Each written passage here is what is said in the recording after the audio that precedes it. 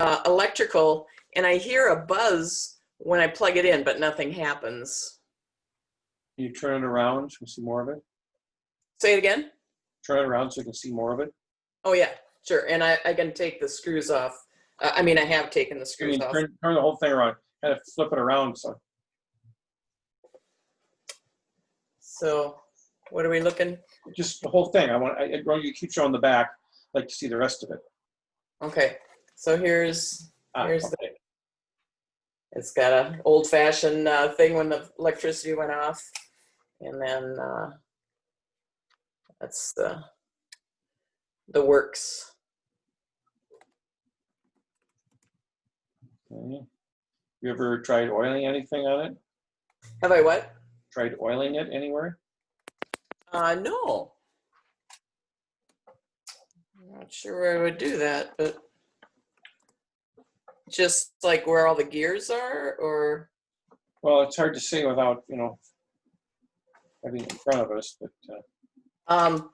Because the other thing I was wondering about is taking these screws off so that the whole face comes off, so I could get to the hand. Although if it's buzzing and I don't see them twitching or trying to turn or anything, but yeah, the idea of oiling it might be worth something, but I just don't know where exactly. But the motor does hum when you plug it in? Yes. Okay. Let's see the back of it again, please. Yep. I'm looking specifically for the motor and probably that gear on the bottom. Okay. Oh, that's just the thing for setting the hands, apparently.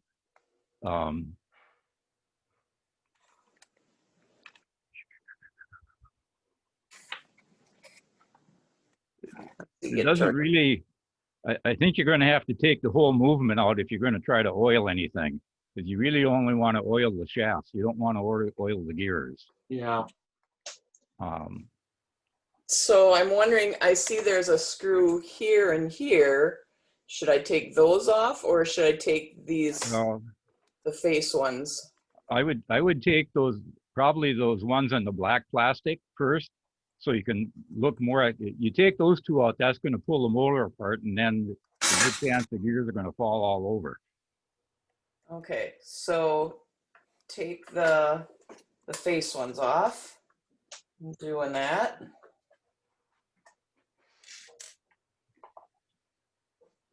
So the story of this is my parents got it when they got married in 1940 something from these people, and it worked in their kitchen for 60, I don't know how many years, up until my mom died. And about a week after my mom died, it quit. Is that weird or what? Yeah, that is. Okay. Okay, I gotta do something. Probably gonna have to take the hands off to pull the movement through the plate, unless the face plate comes with it, or the dial. I got one little problem, and that is the stem, that thing. I gotta figure out how to disengage that so I can pull it through the hole. If it unscrews, it might be screwed onto a shaft. Try turning it opposite of where you would normally turn it. See if it unscrews. No, it's kind of got a spring. Let's see. I got all kinds of loose parts here now. Hold on, let me take the face glass off. So that's not flying around. So it pulls like that. Yeah, but the knob is either. Oh, you mean the end of the knob might be screwed onto the shaft. Ah, okay. Hold on. Oh, you're so smart. Exactly. Here it goes. All right. Now I got that. All right. So here's my gizmo. If you hear it humming, that means it's probably something I think it might be worth taking that motor assembly out, see if the motor spins without it attached to the rest of the clock. Okay, so what should I do next then? Take these out? Yeah, let's see that side that's towards the top right now. Okay, rotate it 90 degrees. The other way, please. I can turn it off. Yep, that way. Yep.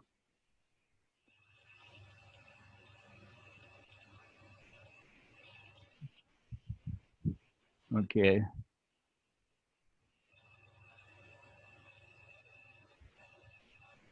Okay, well, whoops, hang on a minute. Hold, oh, right there. Hang on. Look at that again. Right there. Okay, if you, yeah, you see where you just had your finger. You see that gear? Okay, look at it from the view of the camera right now. Yeah, that one right there. That one. Yeah. Yeah, that top pivot has fallen out of its hole. That's why it's flopping around like that. And so when the motor tries to turn, it's what when it hits that, it's just going to jam everything up, or else the motor's just freewheeling and not turning anything. I'm not seeing what would keep it in place.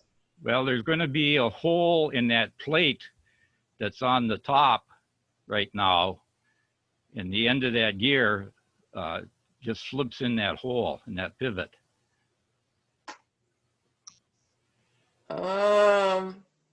Offhand, I can't see a hole, but it might be. Can you flip it over so we can see? Yeah. No, you gotta See. flip it. Face it, flip it over so the dial faces you vertically. Okay, now move your hand.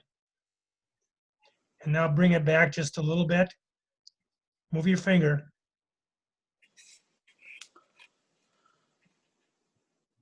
Let's see, which is the one that was wiggling? It was, Come on over more. Come on, put your finger on there and move it on over. Now go down. oh, No, on this the is back, the go one. right on the back plate. Yep. That's the one that's moving. Okay. Yep. And I'm not see seeing that? a hole. If you look at it from the side, all those pivots or those shafts should be all parallel to each other, and you'll see that that one's tipped out of place, and it looks like it's in the hole on the bottom on the back plate. Yeah. But there should be a hole on the front plate that the other end of that shaft goes in. I think Yeah, I saw it. Unless that pivot just broke off, then it's. Yeah. Do you have a Yeah. small flashlight you can point in there so we can see what it looks like? Yep. Hold on. We do have 2 residents waiting right now. Does anybody want to go with Patrice to a breakout session? Sure, what do you have? So next up we have Faith Jara with the steam vac. So I might send Patrice to a breakout session. Does anybody want to volunteer to go with her? I will. This is Tom. Hi, Tom. I'm glad you're here. Anybody else? I think Tom can handle it. Thanks for the confidence. Oh, you got it. All right. I will send Patrice and Tom. Just give me 1 second. Oops. Bad flashlight. Hold on. Anybody else want to join the breakout session, or are you good? Good. All right. Sounds good. So we'll send them over there. You just have to accept the invite. That broken gear spindle was pretty damning to that clock. All right, Faith, we're ready for you. I'm going to unmute you. Can you tell us about your steam vac? Still muted. Yeah, you're still muted, Faith. Hang on. All right. Here we go. Okay, I have a Hoover steam vac, and the last time I used it, I was not able to, the water, when I pushed the trigger in the handle, the water would release onto the floor, and then it wouldn't vacuum up. So I had a soggy carpet. And what I have done just in the last hour is taken the handle apart and taken it apart as much as I can. But it's very difficult to take apart and look at the motor. So that's where I'm at. Probably not the motor. There's probably a filter that sucks the water back in that's clogged up. So it's not sucking anymore. Okay. I agree with that. Does it make noise when you use it?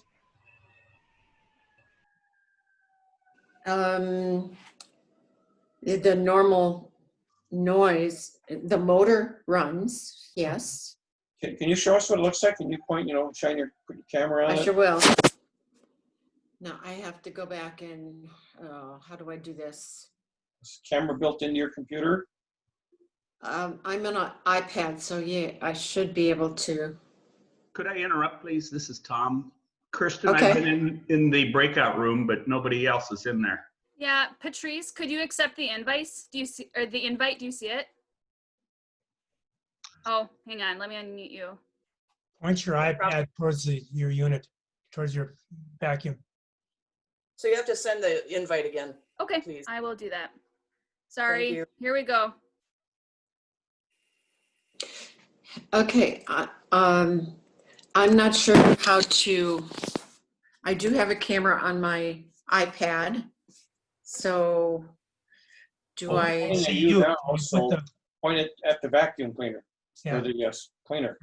So what's pointed at you, point at the vacuum cleaner. Are you still with me? Yep. Yeah, you turned off the camera. There is a way in Zoom to revert to switch the camera to the front-facing camera as opposed to the. Yeah, I know. Okay, there it is. Oh, wait a minute. How did that work? Now can you see? No. All right, where am Turned I? off the camera, so turn on the camera. Something you pressed turned off your camera. So turn on your camera, and that hopefully will then be the front-facing camera. Hmm.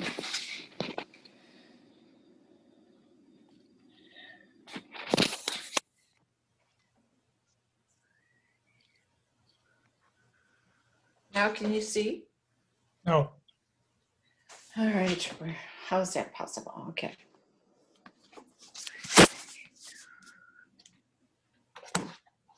Is that, You're not showing us any video at all, so something else you pressed turned off your video completely. odd? Do you have a Zoom website or Zoom picture? Because mine says stop. There you go. You're there. Okay. Are you seeing something now? Yes. Okay. So, not sure. What part sucks in water? Part sucks in the water. What's on the floor that sucks in the water? Can you show us that?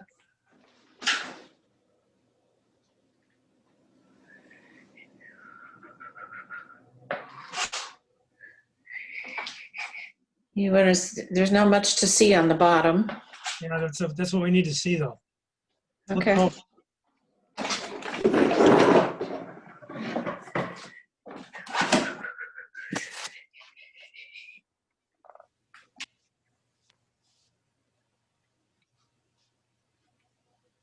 Okay, that's further back than I want to be. Go to your left. There you go. There you go. Look at the part that's sucking the water up and see if there's anything plugging it up. Little things collectively plugging it up. Okay, I'm not seeing, I can't really see inside there. But you got your hand in there, right? Yeah, You can't feel anything. no. Is there a removable tank where the water that's been sucked up ends up that you pull out and empty? That's already out. Let's take a look at that then. Okay.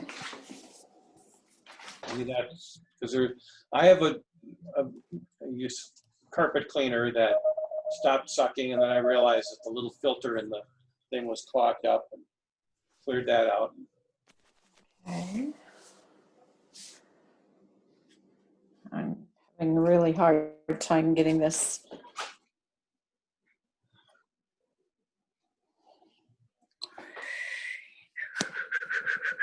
I think what I need to do is, Yeah, excellent. So what is that part, better? yeah. What part does that goes into the machine that sucks up the water? It looks like this thing right on top. 2 people to get off and also 9 people to pick up. Hello folks, how are we? Jump on just up here, thanks. It goes in there, folks, 60 and I can see through there. and also 50. Yeah. That's not it. How about there's a rectangular thing right next to it? So it'd be towards your This? right. Yes, yes. What is that? Yeah. Hey, one of you has a radio running in the background, so could you either mute or? 250 miles south.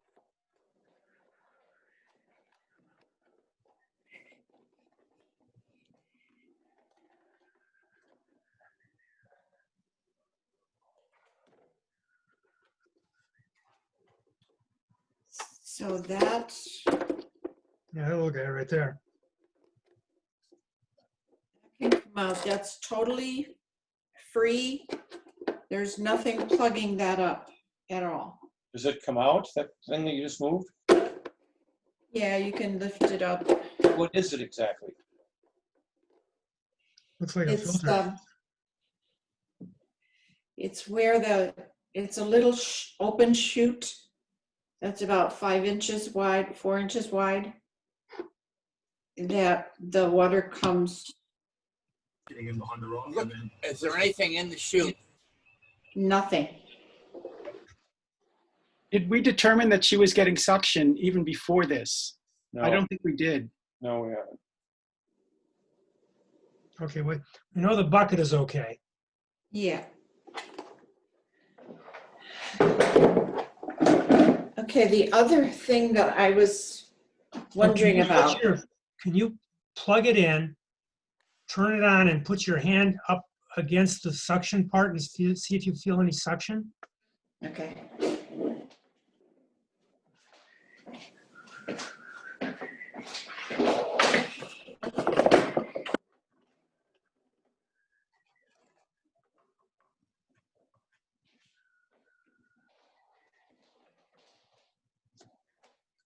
While she's working on that, we do still have one more person waiting. Does anybody want to work with Faith in a breakout room? What does the other person have?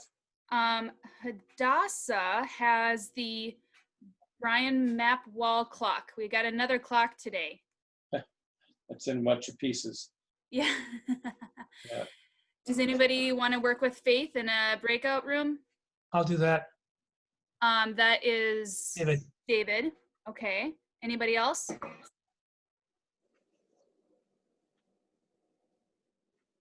Speak now or forever hold your peace. No, go ahead.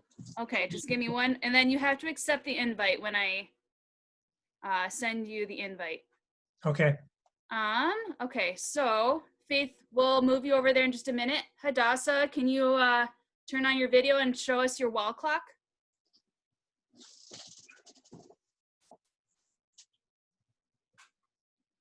And you have to unmute yourself. I can do that too. There we go. How do I change the video? Hi there. Hi. My little man's pretty good at Zoom, so I'm gonna let him show you the clock since he's the one that broke it. So there's the front side. Oops. There's the back side, and all the pieces are over there. You said motor oil, so we grabbed you motor oil. Motor oil. Ooh, that's way too heavy to use on a clock. That was So a do you just suggestion. want, like, Yeah, that was a suggestion from another fixer. Yeah. You gotta When you use have the provenance, oil. when you Yeah. have the I provenance have- of this clock, how did it get this way?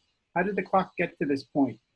So I had taken it off the wall to replace the battery, and somebody wasn't being aware of his space and accidentally knocked the clock onto the floor. It was carpet, and it just literally fell into every piece.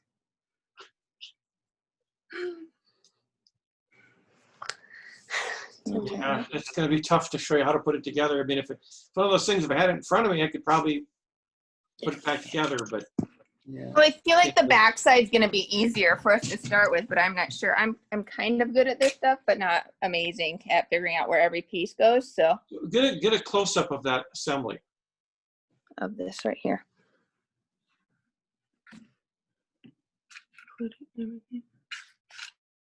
Because you can buy an entire clock assembly and just drop it right in, rather than trying to put this one, all the little pieces back together.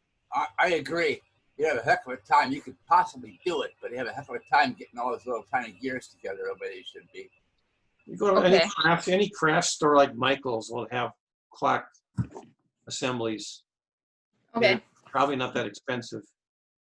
Well, it's got to be less than replacing it because it's a little over $200 to replace it. Oh yeah, so. yeah. It's going to be, about $10 or whatever. Oh, okay. Well, that's an easy enough fix. We can go that route. Thank you. If you buy one of those $1.99 IKEA wall clocks, you can remove the assembly from it. That worked too. Oh, okay. Thank The you. one caveat is that the arms, like the spindle diameter, may not match. Yeah, look close. He's right. Look closely at the holes in the center of both arms, and then when you look for the clock assembly at Michael's or wherever, you want something that looks real similar. Does this have a second hand on it? Yes. Okay. Make sure the one that you buy has a second hand too. Okay. Where's the second hand? I only see There's two hands. Oh, I'm sorry. No, just a minute. I'm wrong. No second hand on this one. It's just got the two hands, the hour and minute. Sorry. Okay. And then when you put the hands back on, of course, you have to line them up to, pick like 3 o'clock or something. Okay. And then. All right. I think you're definitely going to be your best bet. And definitely don't use motor oil on that. I thought it seemed a little bit heavy duty, and I have some other oils that seem like would be more appropriate, but that's what. Like 3-in-1 oil would be closer, but even then, I don't think you'll really need oil for something like this. Even 3-in-1's too thick, or Yeah. too thick. Yeah, you really don't need oil with something like this. Okay. Well, I appreciate you helping us. Thank you. Yeah, anybody else have anything you want to add?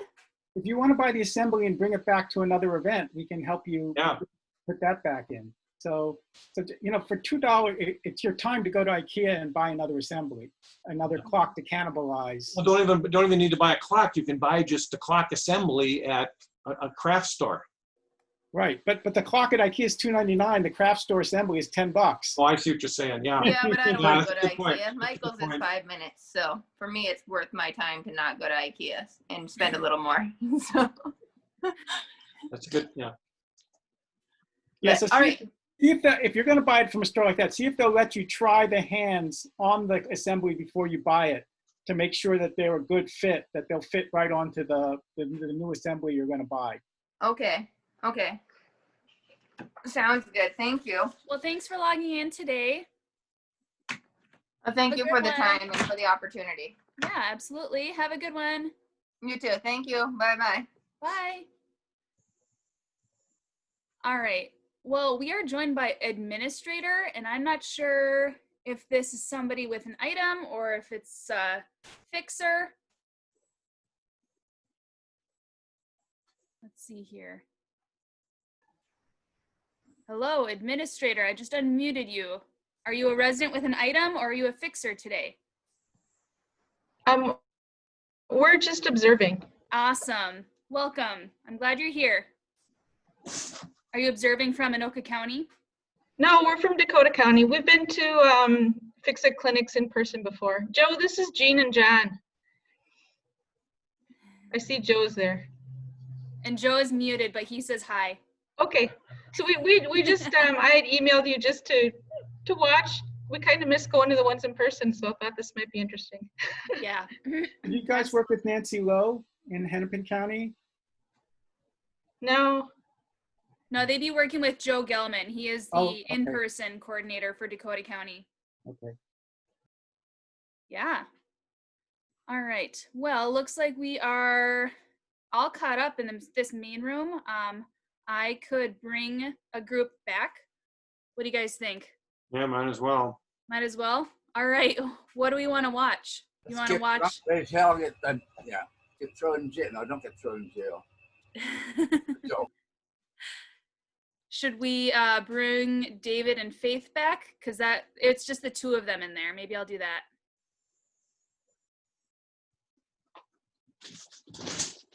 Hey. Oh. Well, it looks like they might be done. Okay. Then I'll bring Patrice, Tom, and Kyle back.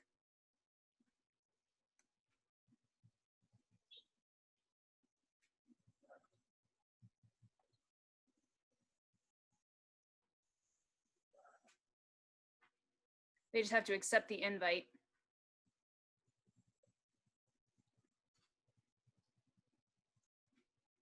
So that was 3 of our 6 items already.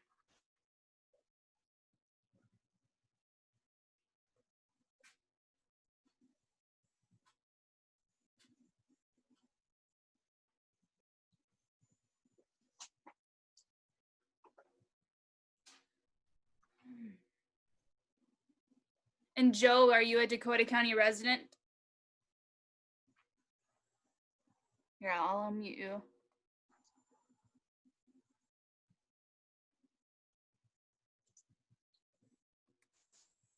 Maybe I can't.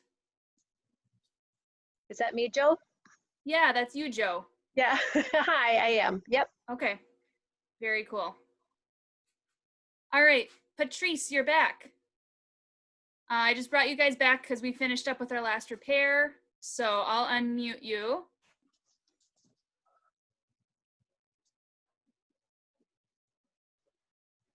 I'm good. You're good? Yep. Awesome. How'd it go? Well, we know what's going on. We know that the motor does work, so Okay. that is salvageable. But I'm probably going to need to take it to somebody to. There's a little pin that needs to be replaced that I wouldn't be able to do myself. So. Okay, I'm So glad to hear good. it. Awesome. Yeah. Well, thanks for coming, Patrice. This is really fun. Yeah. Good. I'm glad. Have a good day. You Before too. she I'll goes, probably did we determine if the pin sheared or did the pin just like slip up and down in some sort of sliding? Not sure. Well, yeah. We were trying to determine that, but yeah, didn't have time to get into that in more detail. It seems too short, or there's a little bit of rust showing on the plate around it. So I'm guessing it rusted out. Maybe. So Peter, what it is, there's the 2 parallel shafts. That's a pin that goes between them. And there's actually 2 freewheeling gears on there, compound gears. And so that's how we know that it's just a shaft. It's not physically attached to a gear, which means it's quite repairable. Just a matter of somehow re-engaging the shaft or remove it and replace it. All right. So Okay, Kirsten, so our breakout session, Faith and my breakout session just quit. oh yes, I purposely brought you guys back. Okay. All right, Faith, I just unmuted you. Let's see, there we go. I'm gonna put the spotlight video on you. All right. Okay, what we were able to determine was that there is suction in the bottom. There doesn't seem to be any obstruction on the part where the water is pulled back into the recovery tank. And so we did not discuss this in the breakout session, but my other option is that it had to do with the mechanism that works with this lever.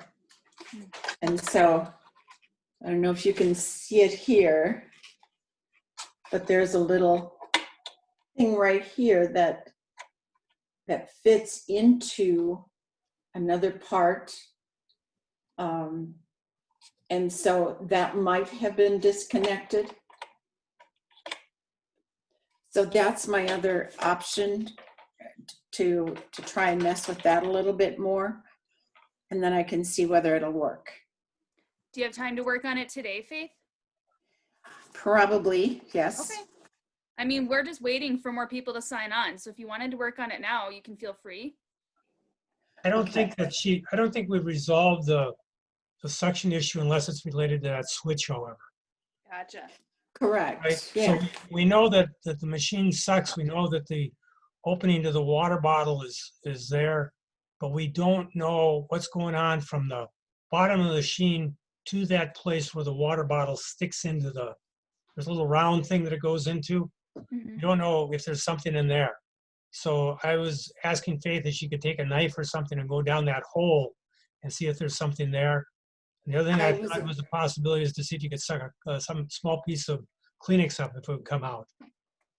Yeah, I was able to push, one of those little long wire pieces that you use for testing the cakes. Yep. I was able to bend that into the hole about 2 inches, and there was no obstruction there. Okay. So I don't know if it's in further. How would that impact the suction? What was the thinking there? Well, the thought is there's an obstruction from where the water is to the water bottle. So there's a passage from the floor to the water bottle. And so we know the water bottle's open. We know the machine has some type of suction, although I don't know how much. And the question is there, water's heavier than just air. So consequently, is there not enough suction to get it into the water bottle? Yeah, I'd be curious about that too. Like, Faith, if you put down an ounce of water on the kitchen floor now, would it suck it up? I mean, and what's the make and model? Because I'm not familiar with these things. So I just want to take a look at it. I'd look for a filter. I've got a carpet cleaner that did exactly what you're talking about, and I couldn't figure out what was going on. And then I realized there's a little bright red piece of plastic on the tank that was really a filter. It looked, from a distance, it looked fine, but then when I pull it out and look at it, it's all clogged up.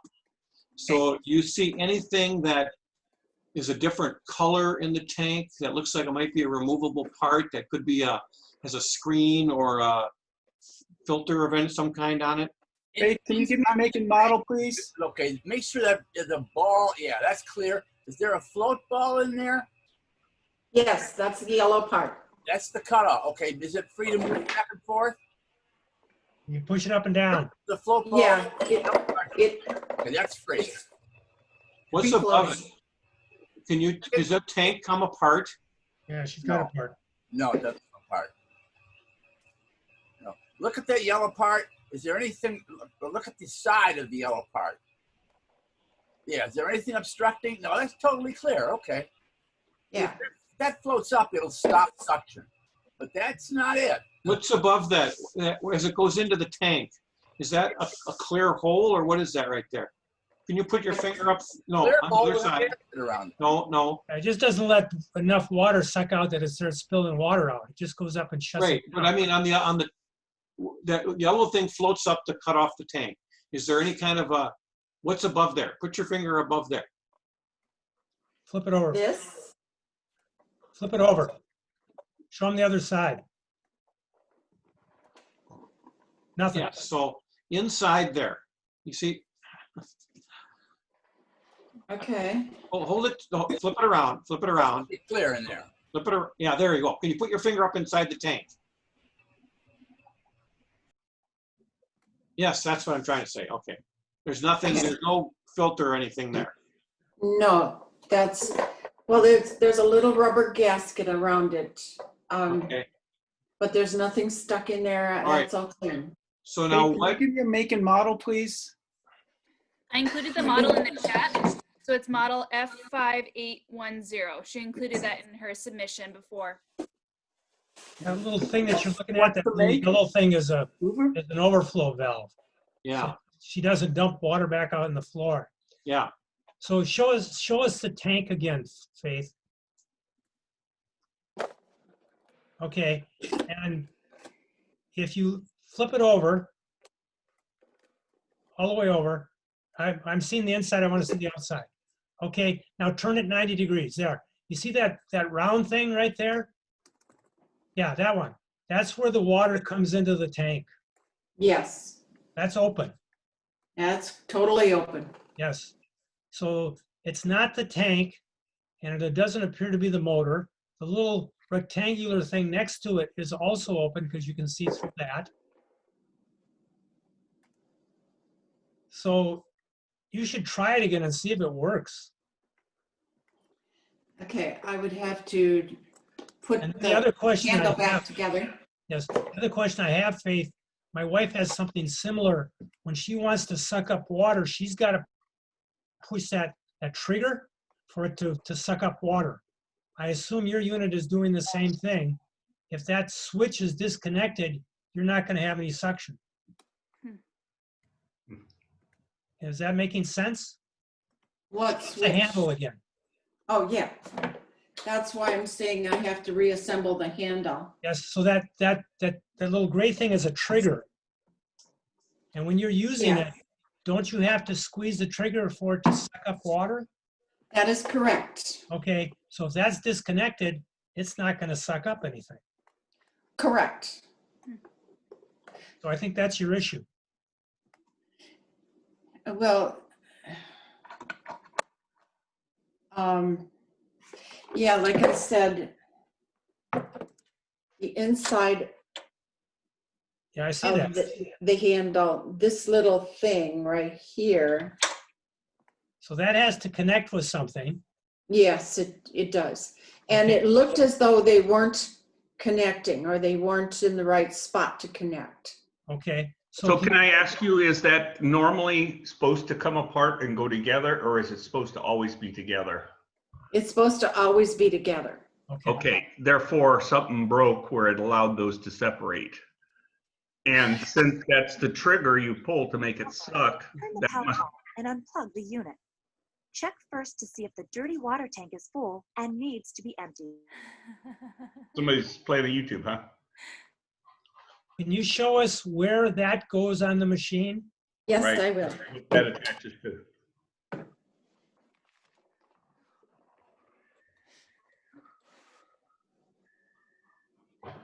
So that little bar, right? Yes. Can you put your finger where that is supposed to go? Oh, and can you see how that's supposed to attach? I do. I mean, And is it a it- quick, it looks like it's a quick connect, not a permanent connection. It looks like something slides in between those two fingers. That's the thing I was referring to in the handle itself. Oh, okay. So That little black thing. when you try to assemble that, are you able to get the that device on the end of the rod, get that to go underneath those two fingers?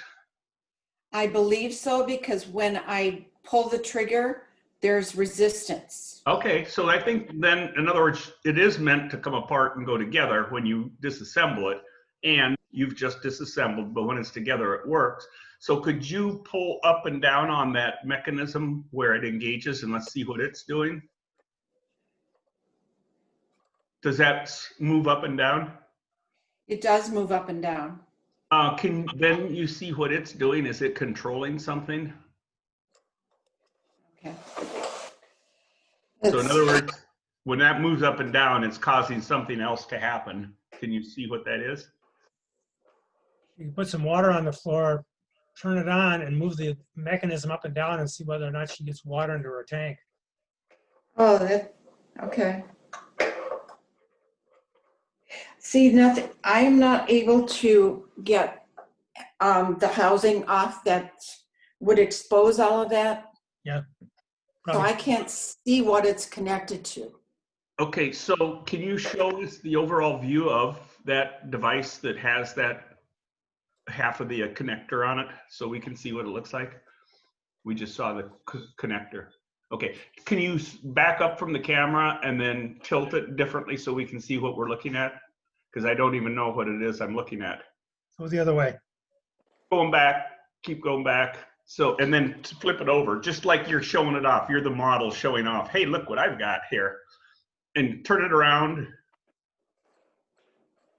And can you raise it up so I can see down below? So am I looking at, okay, this is like a vacuum cleaner, and we're looking at the part, the blue part sits on the floor, and then the gray part is the handle that goes up, and part of the handle is removed. Correct. And if I saw a clear plastic tank earlier, I assume that sets on that open area in the blue. That is correct. Okay, got you. So then the part that moves, it's connected at the top. You were showing us that. And somehow that motion has to go down and cause something to happen. Can you try to move that up and down again, and we can see if we can see where that's supposed to be going? Okay, so you're moving up and down. Wait a minute. I didn't even get there. Oh, we see it now, so you can set it down. I'm sorry. Okay. We got a good understanding of what we see, so yeah. Okay. So feel free to set it down. All right. Now, I can't see inside what it does, though. Yeah, what we're trying to do is figure out when you pull that rod up and down, where it's going, what it's doing. So when I look at this, there seems to be up near your right shoulder, Faith. Yes. Come down a little bit. Come on, no, go the other way. You're going the other way. Come on down. Lay the handle back a little bit. Okay. Okay. There seems to be an open area. Oh, like the one with the white cord coming out, or the? No, I'm talking above that. The square opening? Yeah, the square opening. Yeah, what does that do? This part? Yeah. This disc, let's see. This is where the bottom tank rests and clicks onto. Let me do. Can you put your tank in? Yep. Thanks for muscling that around and showing us so we know what it looks like. That's okay. I know it was Appreciate awkward. your help. Okay, let's see.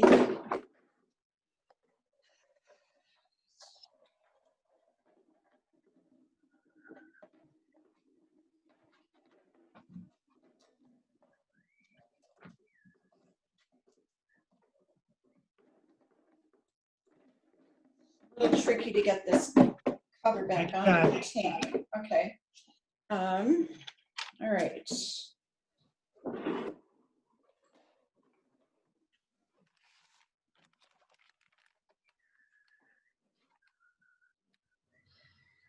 What am I showing you here? Okay.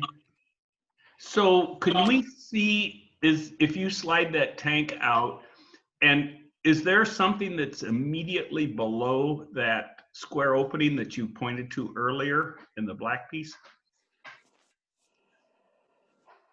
And what's on the tank that sits next to that? Yeah, so in other words, if you slid the tank forward, there should be some kind of an opening or something there, I think, that right in the same area as that square was.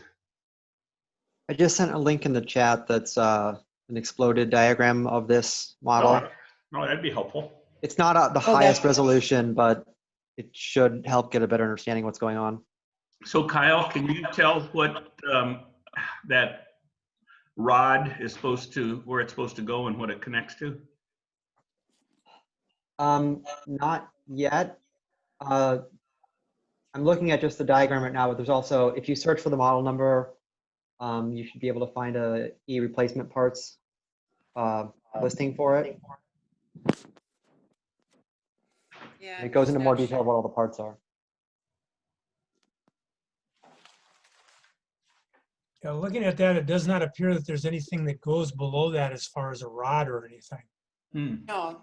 No. So no. Push button is for applying the water. It has nothing to do with the sucking up from Oh. the videos I just saw. Okay, so it's always sucking. Apparently this is a very common problem. So I just put two very short 1-minute videos in the chat. And from what I can tell, it's possible if she just reassembles it. Well, for one thing, she's missing a black foam filter that goes inside the actual suction thing itself. I don't know if that would make a super difference.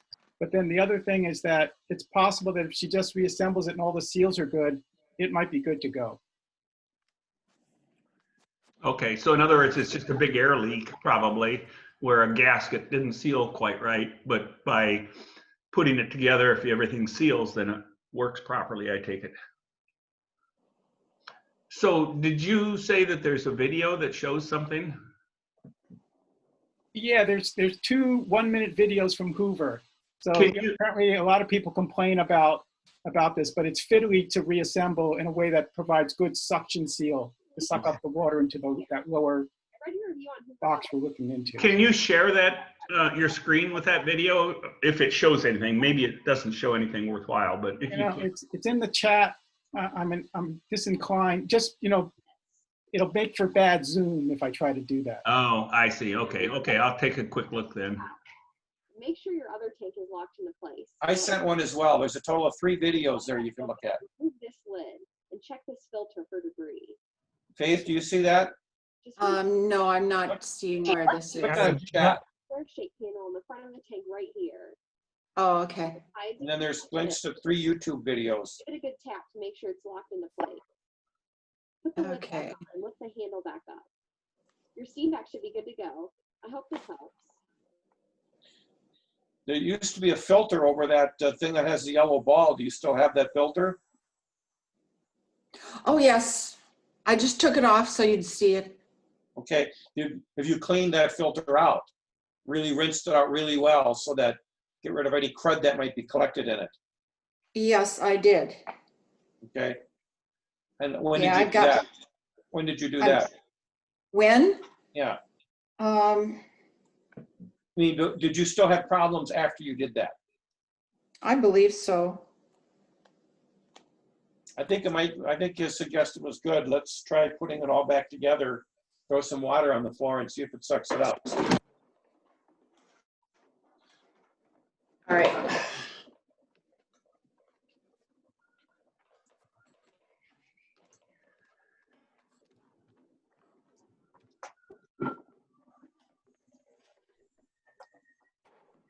Are you watching the video, Fanny, or are you putting it back together? Your video isn't done. Yeah, I'm putting it back together. Okay.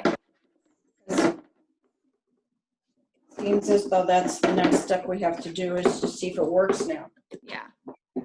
When you're ready, just turn your video on again. Yeah.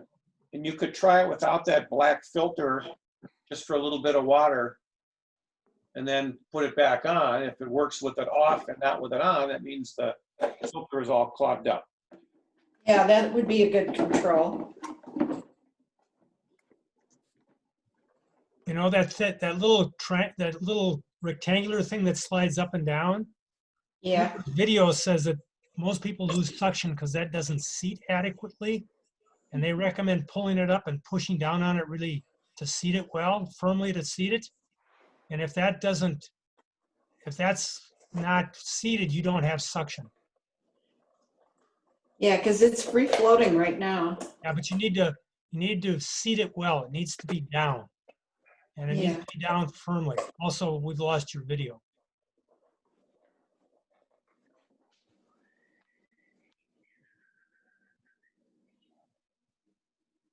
There we go.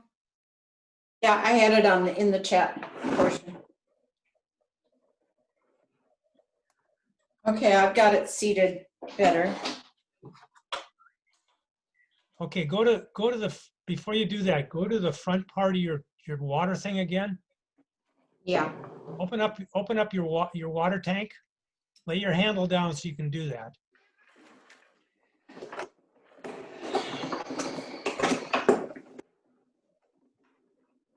Okay, open up the water tank. You're in backwards, it looks like. What about it? Well, it looks like the thing is supposed to be in the other way. Well, there, no, that's right. See that guillotine in the front? You just moved. Pull it up. That's okay, that's the part. Yeah, Pull it push up it as down. high as you can and then jam it down, and it needs to make a really good seal. And if that's not sealing really well, you're losing your vacuum. Yeah, that's what Hoover is saying anyway. Yeah. So keep it down, push it down firmly when you think it's there. Does it click? I don't think so in the video. They just showed you just jam it really tight in order to try to make a close proximity seal. Okay. I think what I also need to do is, I had taken off the front. Yeah. Oh, you need that on there. Yeah. Yeah, I need that back on. Yeah, otherwise it's not going to suck. Probably need to lift the tank, and then that drops on. It looks like that guillotine device is what creates the seal between the tank and that snout that sucks. Okay. And so I'll bet that's it. yeah. So if you take that off, and then let's look at the plastic when you put it on. We need to make sure it can seal really well. Okay.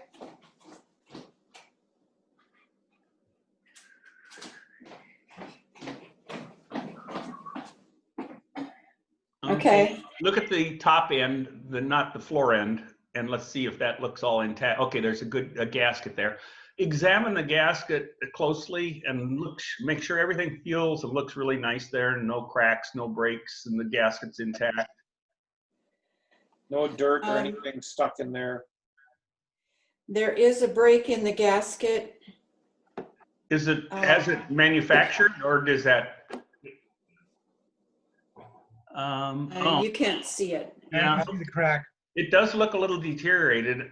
You know, I would say that appears that it should be what's called an O-ring.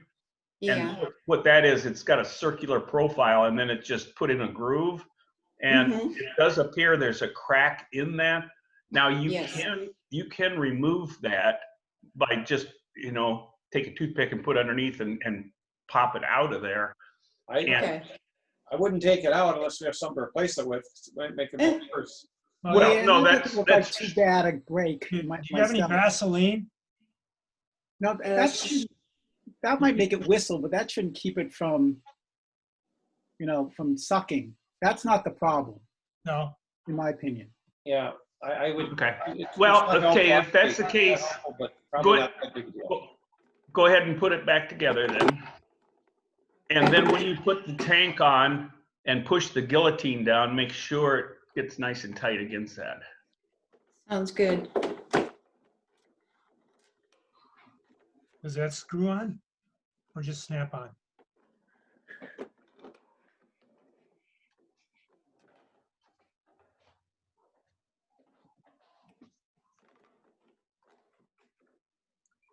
And then that opening that touches the floor on that clear part, there's nothing jammed in there, is there? No. It's all clear? 'Cause that's what's sucking the water off the floor right there, that narrow opening. This. Yeah, that little slit. Yeah, the slit in the white and the clear plastic part. It's between the clear plastic and the blue plastic. There's a little opening that's real close to the floor, and that's where it sucks the water off the floor. Getting water all over me. Is it just the two fasteners toward the front that you're currently installing what holds that plastic in, or is there additional fasteners? There's one at the top. Okay, that makes sense that they would do that.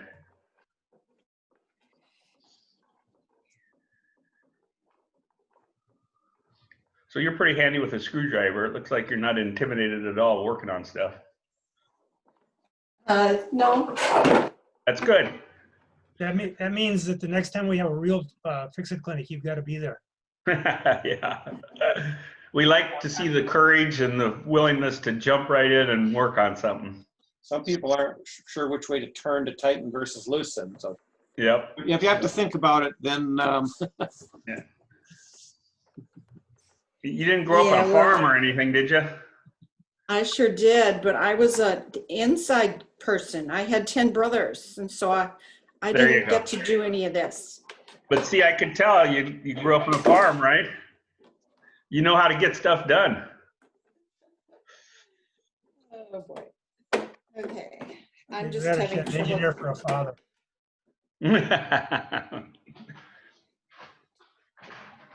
Wow, 10 brothers. And you're the only girl? No, I have 3 sisters. Oh my goodness. All one family or blended? All one. Oh boy. Well, that kept you busy. kept your mother busy. Well, I'm sure, but as a sibling, you get delegated lots of work. Yeah, we know how to work. One mom couldn't do it all. She would have to be a good manager. All right, let's see here. One thing I did was I screwed these in too tightly and then I couldn't maneuver. I couldn't fit in the top piece. Yeah, there you go. Yeah, yeah. Yeah, one little tip, it's always best to get all the screws started first loosely and then go back and tighten them. Yeah.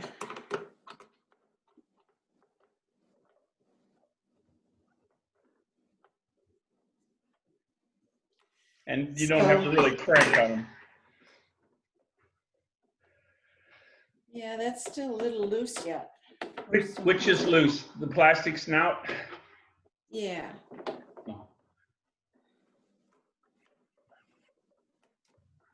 Yeah, the screw should snug up and pull it down, but then you wouldn't want to really crank because then you can strip the screws. Yeah.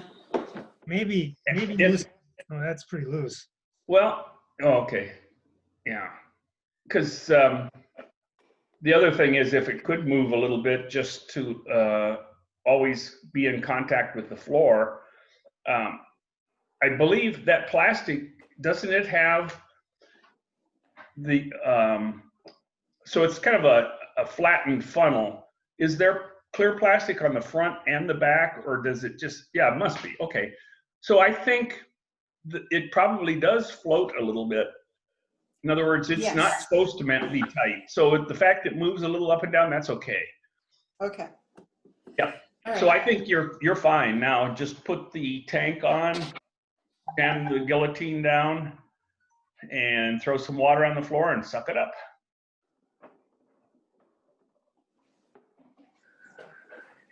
Not too much water, just in case. And who's giving all the instructions? I love your proverbial leap of faith. Just put that sucker down, put down the water, and suck it up. I think whoever's giving Absolutely. the instructions to put water down should be willing to come over to our house and mop it up. So, okay, I don't have to reassemble the handle No, because I don't that's think so. releasing the water. Okay.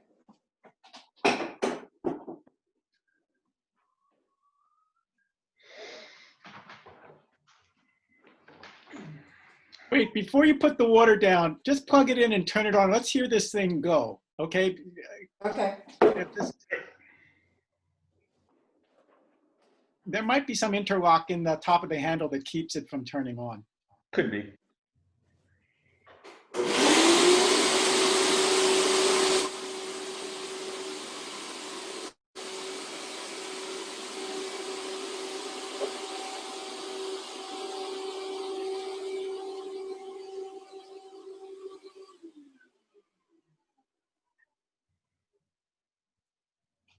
Okay, you're seeing only me. It's okay. We accept your word. All right, I had a few drops on the floor and it just moved it around. So if you put your hand on the clear plastic snout, right where it goes on touches the floor, you don't feel any suction coming up there? I did not do that. Let me check. Okay.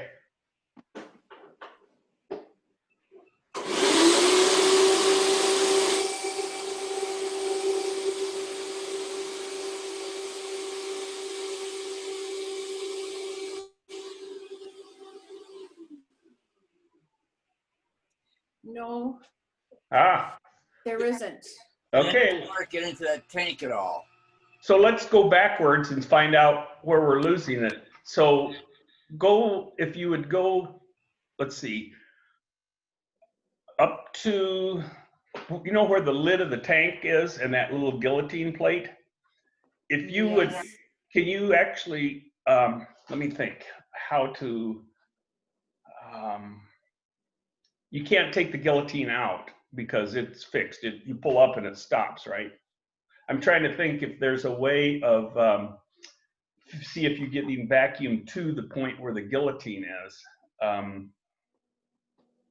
me think. Can you just hold your hand at that guillotine plate interface and see if you feel air sucking in around your hand at that point? Yeah. So in other words, the guillotine, what it's doing, it's creating an air path from the clear plastic snout up to the top of the tank, and it moves. So when it wedges in, it has to create a seal all the way around it. And so that would be the next point where somehow if that's leaky, it's not sealing, all the air could be going through there. And so we wanted to determine, is there suction at that point? Okay.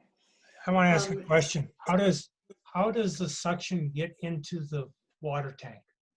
What's the path? Are you asking her or what you want us to I'm say? asking everybody because as way I understand it, the unit on the floor and that clear plastic thing, when you have water coming up, you can see the water coming up. It goes into what you call the guillotine. That goes up into the tank. But there's got to be a place where the suction goes into the tank. Yep. And it can't be. It's got to be on top. It can't be on bottom.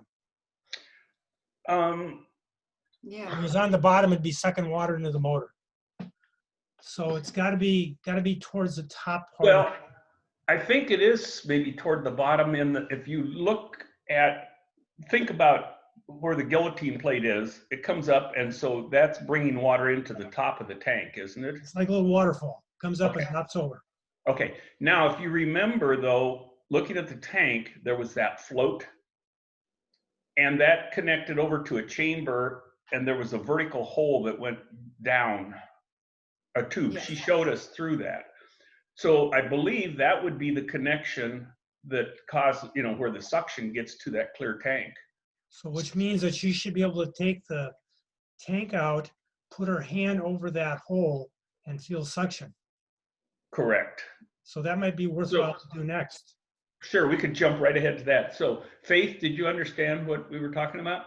Yes. Okay. And let me make another comment. When I put my hand down underneath the unit, I feel a lot of air rushing out. Out. Okay. Yes. Well, and that could be because that's the way this is made. It's to extract water, and so it's its main function is to suck that up. Once it gets through, it just has to. You get rid of the air, and it probably blows it out underneath because there's a little heat and it'll help dry stuff. So most likely that's where it's exhausting the air that it sucks up. Yeah, I think we have a functional tank. I think we have a function from the floor to the tank, but I don't know about from the tank to the vacuum itself. Yeah, but that's easy to check. That's easy to check, and I keep going back. I'm just going to ask this one more time. When you want to suck up water, do you have to pull that trigger, or is the trigger there to put water on the floor? The latter. It's to put water on the floor. Okay, so it's sucking up all the time. Yeah, I would think there would be. That's how mine works. Okay, so it'd be worthwhile to know whether or not you have any suction from the motor to the point where it attaches to the water tank. Right. In other words, we'll isolate where the leak is. So if you've got suction there, then we know that. So then we can go from that end and find where we're losing it. So if you want to tilt the handle back, lift the tank off, you should see a round opening that where the tank attaches to the base, and that's where the suction is drawn through. Yeah. And you want to then turn it on, and you should feel air sucking down that tube. Okay.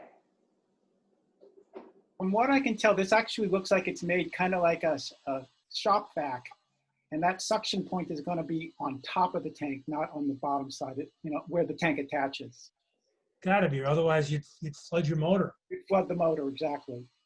But the motor and the fan are down below, and so it's got to pull down. I guess maybe the thing is take the tank off. Let's take a look in there and see what it looks like. No, this thing's a stacked assembly. It's got the lower tank for taking water. It's got a middle area that has the motor and stuff, and then it's got the upper tank that dispenses water, from what I can tell. Mm-hmm. The motor's on the bottom. The motor's in the middle. No. Well, the motor's on the bottom, but that's fine. Yeah. But the suction point for that lower tank, I think, comes in through the middle.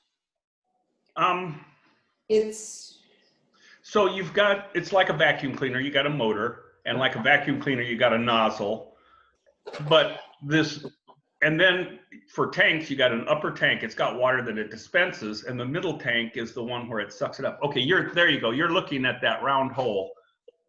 Yep, that's the suction. Where that goes into the bottom, where the motor is, you should feel a suction there when you turn the motor on without the tank. But why doesn't that, is that separate from the rest of the tank then? No, so she's showing the bottom of the tank. Yeah, you can see that opening, that round opening goes all the way up to the top. It goes across some chambers in the top through a float valve and sucks the air out of the top of the tank. That's fine. So this round opening with the crisscross is the connection to the bottom. Okay. So Faith, if you want to go ahead, turn it on, put your hand over that opening where that round tube goes and see if you feel air being sucked. Okay.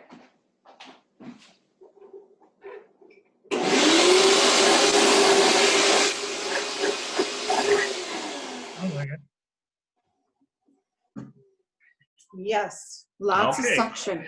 Okay, so we know that. The next thing is then where the tank adjoins that hole. Can you look at the tank portion of that joint and the vacuum cleaner and make sure that looks like it all fits together? I'm sure you can't see it because when you put the tank on, it covers it. But does that all look intact? So where the clear plastic, the opening on it engages in the bottom part, if that looks okay. So you're sucking air from the clear plastic. Yeah, or if there's a way to run it with the top of the tank off, and then she can put her hand down inside the tank and see if there's something there. Yeah, sure. Okay, Well, good idea. Perfect. If that's put together the way I think it is, that won't work. Yeah, no, that would be fine. Faith, did you understand that? No, I was mopping up water. I had tipped over my cup. It always happens. So it was suggested that if you remove the top cover from the tank, okay, then put the tank in place without the top cover.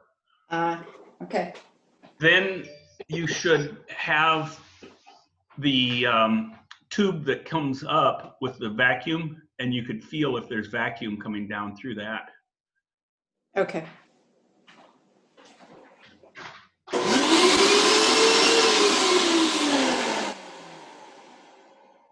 Yes, lots. Okay, so we know we got vacuum up there. Can you get the lid and show us the lid again, what it looks like? Okay, so where there's a round opening in there, isn't there? Right there. Right here. Right there, yes. So that round opening engages the place where you were feeling the suction, right? No. This is Oh, the part that, and there's O-rings throughout here. So when the lid is on, that area in the upper right-hand corner is where the suction pulls through. Is that correct? Right there, yes. Yes. Okay. Left hand. So that needs to seal really well against the tank in that area so that the suction is able to be pulled in. Do all the O-rings and the seals look good in that place, in that area? Yes, they do. And on the tank in that area, everything looks fine. There's no debris, no cracks. No. Okay. So I wonder if we could try this. Do you think there's a way you could hold the lid? Let me think. No, wait, that's okay. You need The question is the lid attaching adequately? Right, because that's the thing. So we know we're getting suction right up to that opening. So now it should create a vacuum inside of the tank. But if it's leaking around those gaskets, then it wouldn't create a suction. What's the best way to determine if we're getting a suction there? Can you take on the tank and hold that up for us so we can see how the tank engages the guillotine?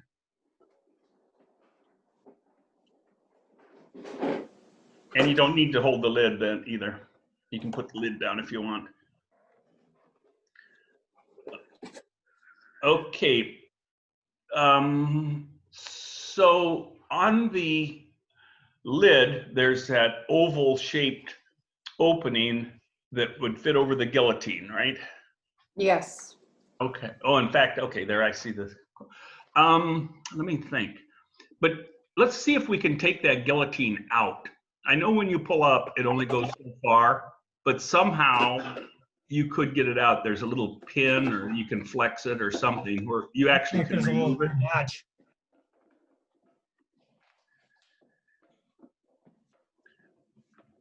So in other words, as you pull up, it moves, but then it's limited. And whatever's limiting that is if there's some way of overriding it where you can take it completely out. Not really, because there are two little L-shaped pieces that don't give. Can you show us in more detail? Go Sure, 90 degrees. Oh, okay, I think, so in other words, those L-shaped pieces, those are snap fits, I believe. I don't see them, but what you described, and what it is, plastic is flexible, and what they take advantage of that. So they make a long, thin section out of plastic, and then they turn 90 degrees to create the L shape, and that engages into some kind of a ramp or a notch. And if you flex the plastic, you pull away on the L shape, the plastic will flex and then it'll disengage. No, those L-shaped pieces are very hard plastic. So if you could hold it closer to the camera again, and so we could kind of examine the inside and see where it's being held, might help us. Hang on. I still think your problem is your lid. Most likely. Yeah, so I'm working with two different things. Those two L-shaped pieces. And then I'm also working with things right here that don't give. So is there any way that, well, okay, here's what I guess is, if you would end up taking the plastic snout off, then you put this tank in place, put everything back together, turn it on, and put your hand underneath the guillotine, right where the snout would normally attach. That would tell you if you're getting suction to that point. Oh, that's true. Does that make sense to you? Or she could dangle a tissue around the perimeter of the tank in all places and see if it sucks up against the tank in any one place. Well, good telltale. What does that guillotine thing connect to on the top of it? The water comes in from the front of the machine. So the guillotine on the top makes a flat surface that an O-ring seals against in order to suck. It does that at the bottom, but so how can it do it if it's got that slide? How can it connect on top? Right there, right? See the top? See the black thing? Nope, on the other end of the slide. And there's the exact same thing on the other end. There's an O-ring just like that on the tank. The guillotine, you slide it down and it becomes stationary and locked in place and creates a duct, and it seals against the top and bottom of it. Why is the guillotine movable then? Let's see. Why is it movable? I don't know. That's what I'm trying to figure out. Yeah, I know. I'm just thinking about it myself. I don't, you know. You'd have to ask the engineer that designed it that way. That's probably it, yeah. Well, and he wasn't an A student because that's the part that's given him a problem, according to their video. He worked for Chrysler first. Yeah. So I still think you're probably. Oh, wait, there you go. Look at, you're tilting it out. Slide up, tilt out. Now can you slide it up? Oh, well, that's good enough. That's all you need. If you could assemble it like that, and if you could then slip your fingers underneath, you know, in that gap that the guillotine forms, and you can see if it's pulling a vacuum. You see what I mean? So in other words, put everything together, but leave that guillotine just like it is. And I'm nervous. If she breaks a plastic part here, something gets forced, we're SOL. Well, not only that, but I don't think the top will seal with it out. no, and that's the point. We don't want it to. We want her to put her fingers right at that point and then see if it's sucking air. Well, it's got to suck. Any of the videos show that the top of that thing is supposed to tilt out? That might be her problem right there. That gate, she's got some broken thing on the top of the gate of the guillotine. Right, and that's where we can isolate it. If she's got vacuum right up to that point, then we know it's in the guillotine area where the problem is. If she doesn't have vacuum, then we know it's the seals on the tank. I don't think she can get the top to seal with that open.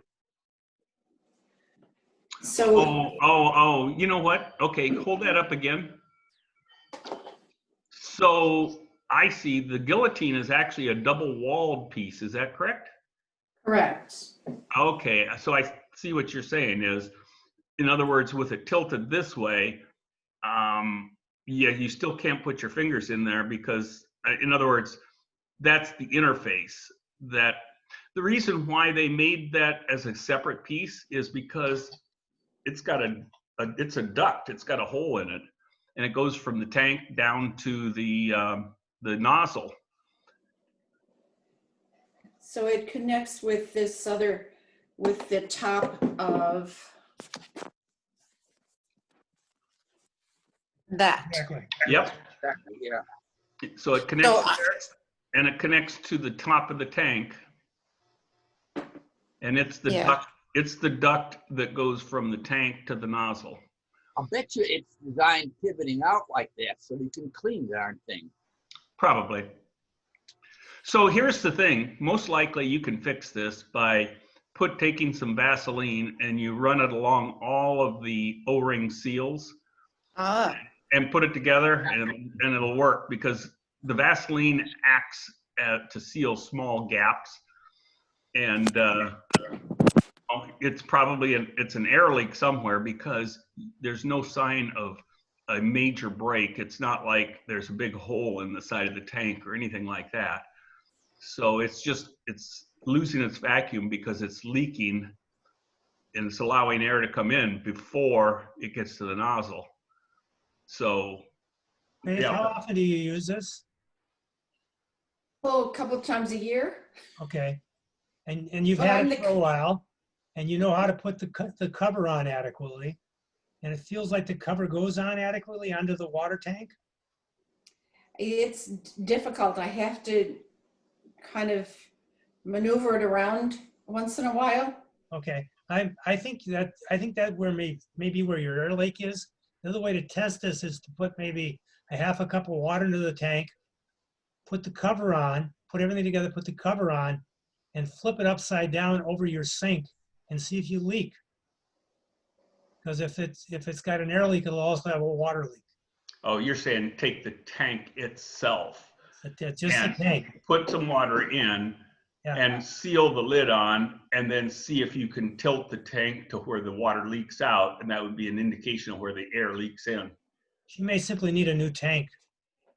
Or a new O-ring. Yeah, or an O-ring. Most likely, it's just the O-rings, because the plastic that is pretty robust and solid. Yeah. Before she does that, I would just dangle, I would turn it on and just dangle a tissue around the perimeter of that tank and just see, That's you good. know, are we getting any leaks anywhere? You know, is Sure. something occurring anywhere? Yeah, no, that's a good idea.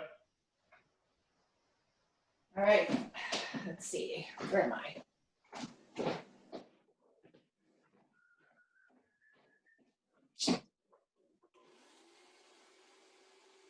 We have suction from the motor to the port. Mm-hmm. We have an open port. We have an open part from the nozzle to the tank. So that's all open. There's nothing obstructing. It's got to be an air leak. Mm-hmm. Right. Well, So you know, and to it's be honest with you, you'd expect to be able to hear that. I don't know. You know, it's like if it's the main seal all the way around the tank, Yeah. if you calculate the area, if you just have a few thousandths of an inch, but it goes all the way around, that's a pretty big hole. And, you know, it leaks a lot of air. Yeah. Plus, you got a motor in the back that's making noise, so you may not be able to see it.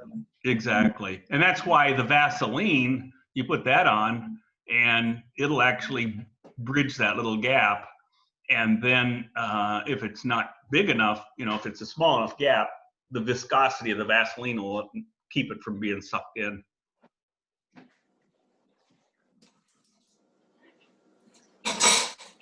Yeah, it leaks like a sieve.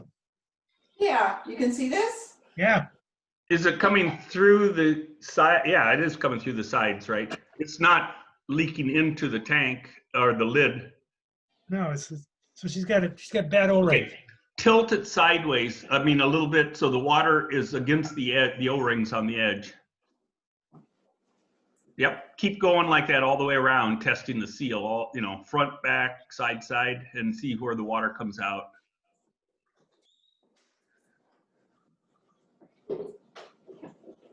Is the water not? Leaks all the way around. Oh, okay. So there you go. It is that O-ring. So that O-ring took a compression set and it's just not creating a good seal. And that's where the Vaseline would help on a temporary basis, or I'm sure that Hoover sells replacement O-rings. Well, if you look at the parts diagram, I believe it's part number 5. Okay. I don't know. Is there more to this than that? No, it doesn't give you the rest of it. But yeah, it's the top's leaking. Mm-hmm. So if she just pulled that O-ring out, put silicone grease around it and stuck it back in. Good chance it would work. Yeah. Okay. That sounds good to me. You're going to go to that bother, though, I get a new O-ring. You're going to go to the bother of pulling it all out and putting it back in. Might as well get a new O-ring rather than greasing it. You don't have silicone grease anyway, do you? Oh, I might. Who knows what I have here? She's a farm girl. Yeah, she knows. But Vaseline would be a temporary fix. Right. Okay. Yep. So in other words, rubber, I always liken it to, I used to design things, and whenever you had something with rubber, it was like designing a person in there, because just like we get old, rubber gets old, you know, and it cracks and it, you know, loses its properties and so on. And that dries out just like we do, you know. And so it's also got a property called compression set. And that's where when you squeeze it, you know, it deflects. But if you hold it that way for a long time and let up, it won't come back. And if you had the lid on all that time, it probably took a compression set. So one thing going forward, if you get a new O-ring in, when you're not using it, don't clamp the lid down. Actually leave the lid loose and it'll live way longer. That's what took out the Space Shuttle Challenger. That's correct. But if she had to use it today, like if you had company coming over this afternoon, which I hope you don't, No. you know, could you take some packing tape and just seal it tight around that perimeter? Conceivably, right? Yeah, if you could get that tape to seal tight enough, yeah. Okay. I'm not convinced. I don't know, guys. I think You want to do the tissue test. I kind of do, yeah. That's totally up to Faith. Well, I did do the tissue test, and the only part that sucked it up was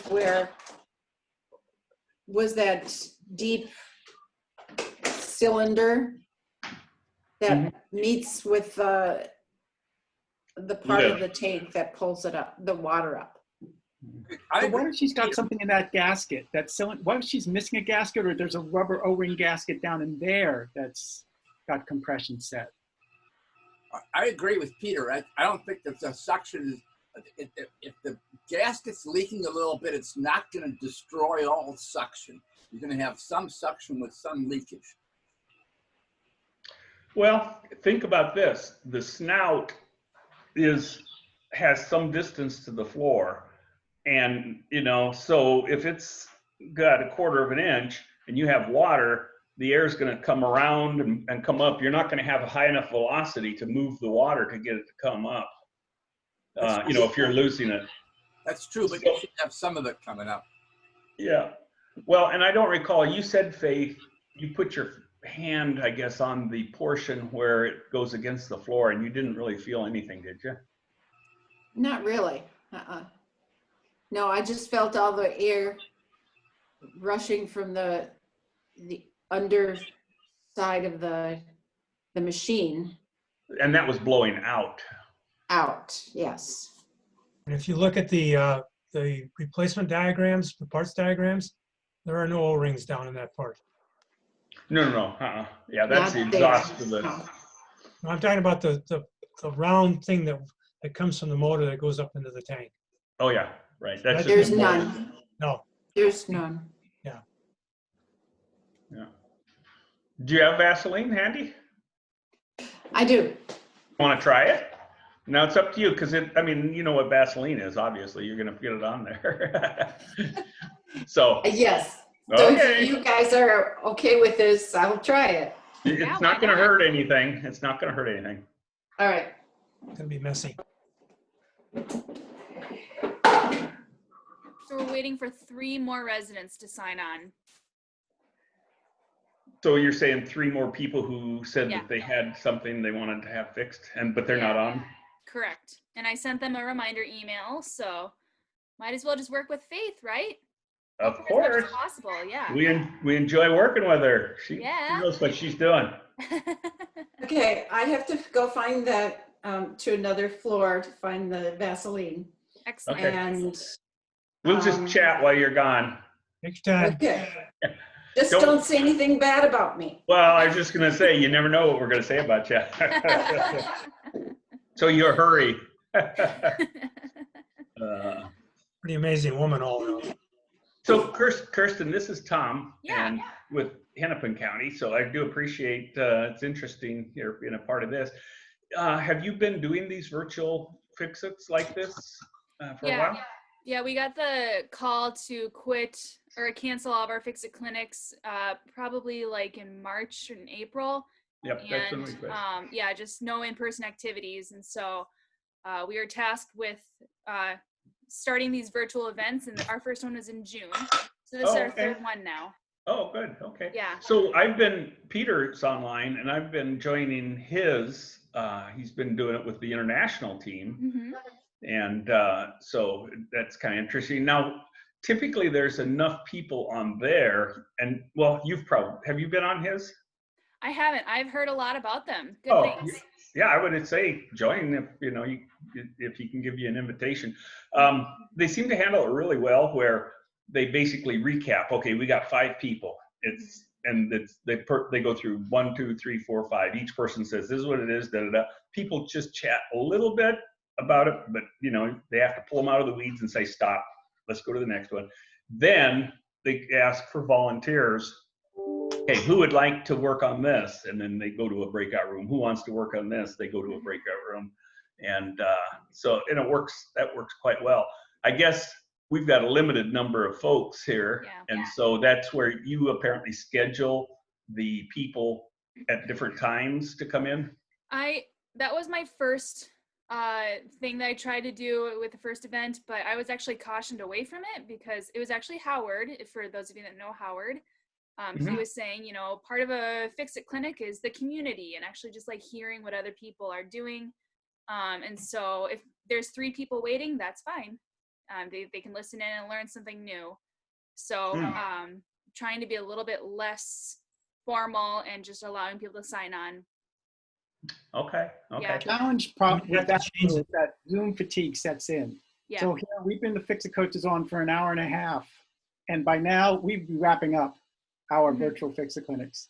And the other thing is, because we're having them so frequently, like we're having one next weekend, we can see people again and again. So we could have sent off Faith to figure out a bunch of stuff and have her come back the next week. We're trying to create that continuity. The goal is to try and keep the energy high for a short period of time, as opposed to just like have something drag on forever and ever and ever. Yep. Speaking of continuity, we had a lady last time with a sewing machine. Did she ever figure out what was going on? I've been in touch with her and she hasn't had further time to look at it.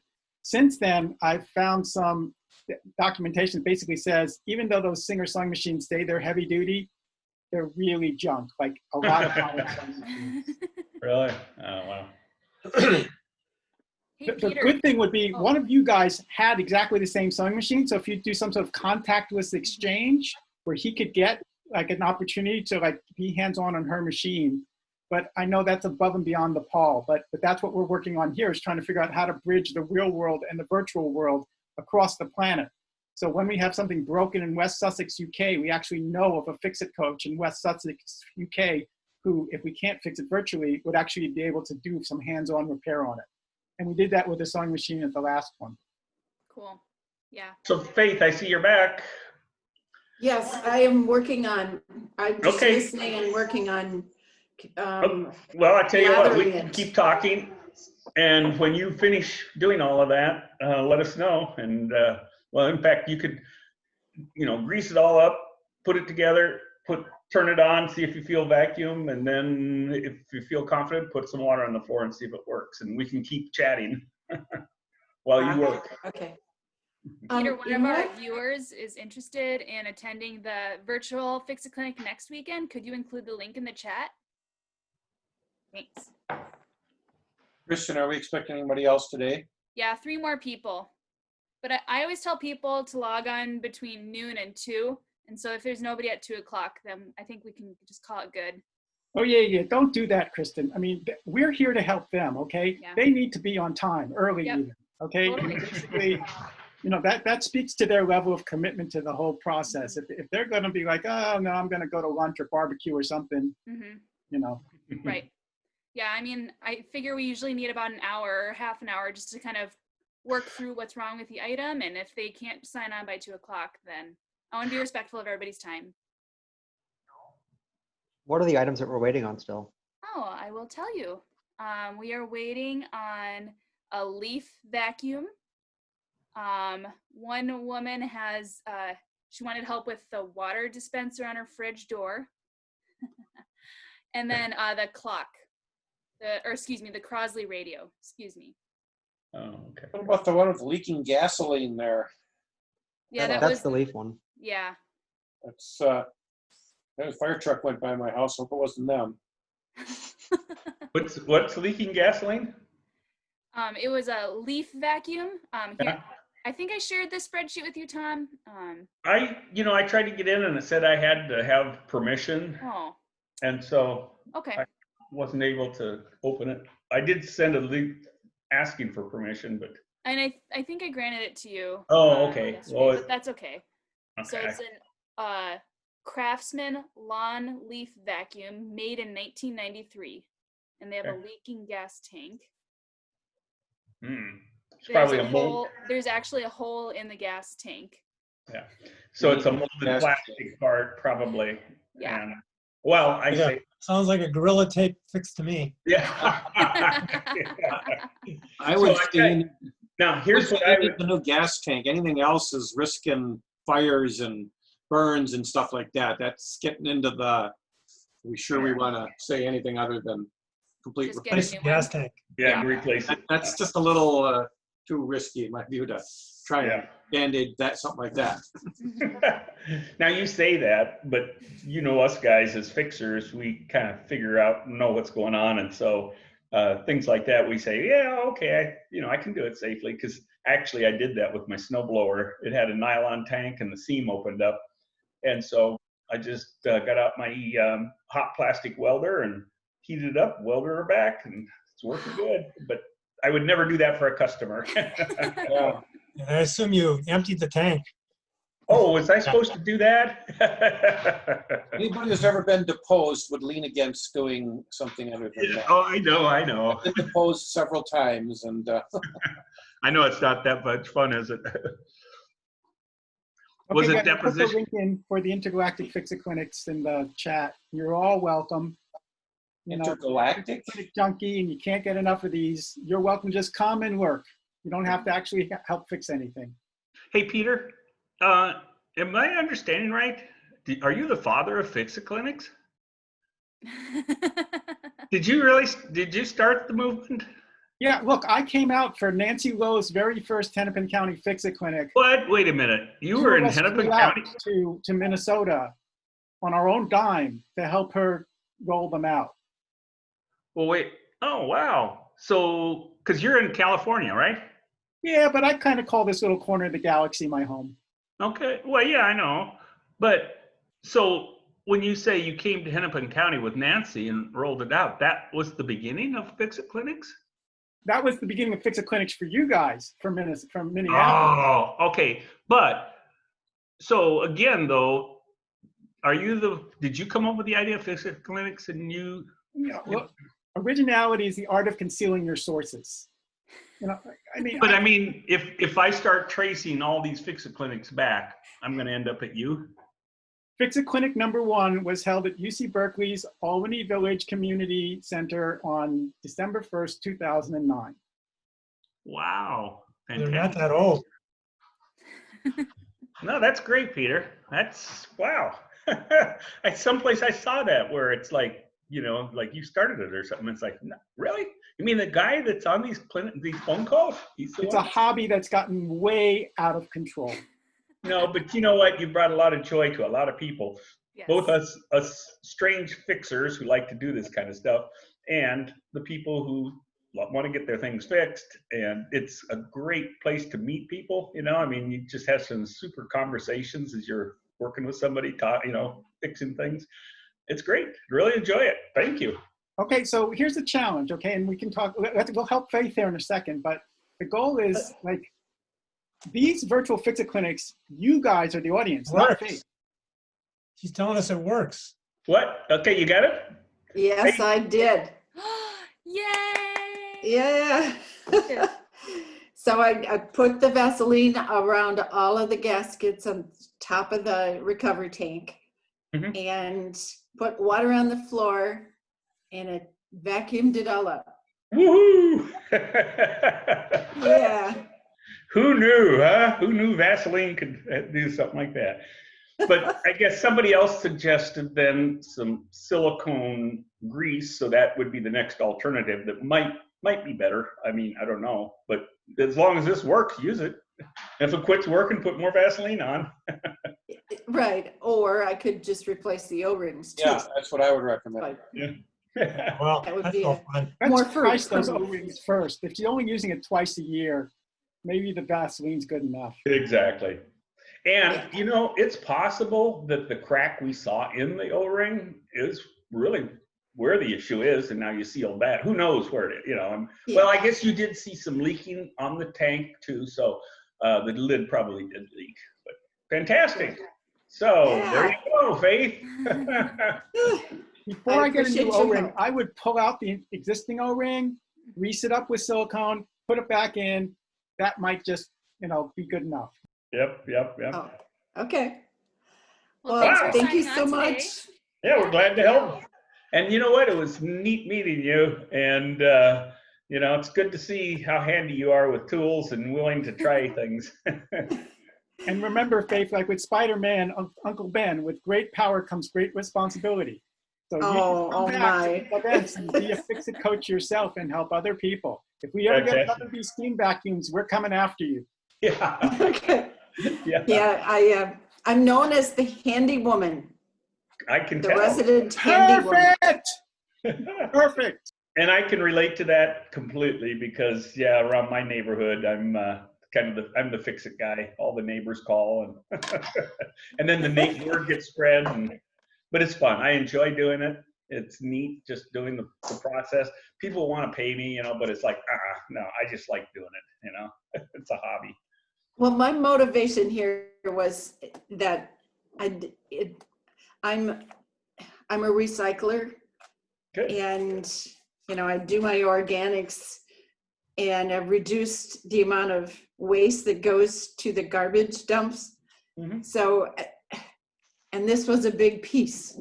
Exactly. And it's like, it's got to be something simpler than possible. So. No, you're exactly right. That's why, we all want to do it, is keep stuff out of the landfill. And usually to fix something, it's something pretty simple. It's just a matter of figuring out where the problem is. But, so you got this whole big machine, it doesn't work. Why? Because it's a little tiny piece. And you fix that and the whole thing works again. Yeah. So. Yeah, I've done that with a couple different, my oven. Good. I've recently remodeled the kitchen. Did you say it's on the west side of the state? Yes. Okay, so that's where you grew up then. I had a farm out there, huh? Near the South Dakota border.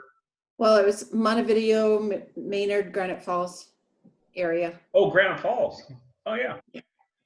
That's a neat area with the river coming through there. Yeah, we still lived like 7-10 miles away from there, but they've got a neat Air Force museum or an airplane museum there in Granite Falls. We saw that a couple years ago. Yeah, it was really cool. It is, and it's a private. It's some guy in town who was successful in some business, just decided he wanted planes, and he started it, and he's got some really neat stuff there. Yeah, and there was an air show that day that we were there. Oh, okay, yeah. With a woman who stood on airplane wings, and they still do that? Yes. Yeah, I've never seen one. It's not a long-lived occupation, though. I wonder how hard it is to get insurance for a job like that. Yeah, quite. I don't even think Lloyd's of London will do that. So I have a question for Peter. Can you hear me, Peter? So I have a medical background, and there was a clinic where I was working that was made up of a bunch of guys that had egos that were just a little bit too big for the world. And they refer to themselves as the International Clinic, even though they didn't see anybody out of a 30-mile radius. So we, tongue-in-cheek, named them the Intergalactic Clinic. And just curious, how many aliens do you have come to your clinic? Well,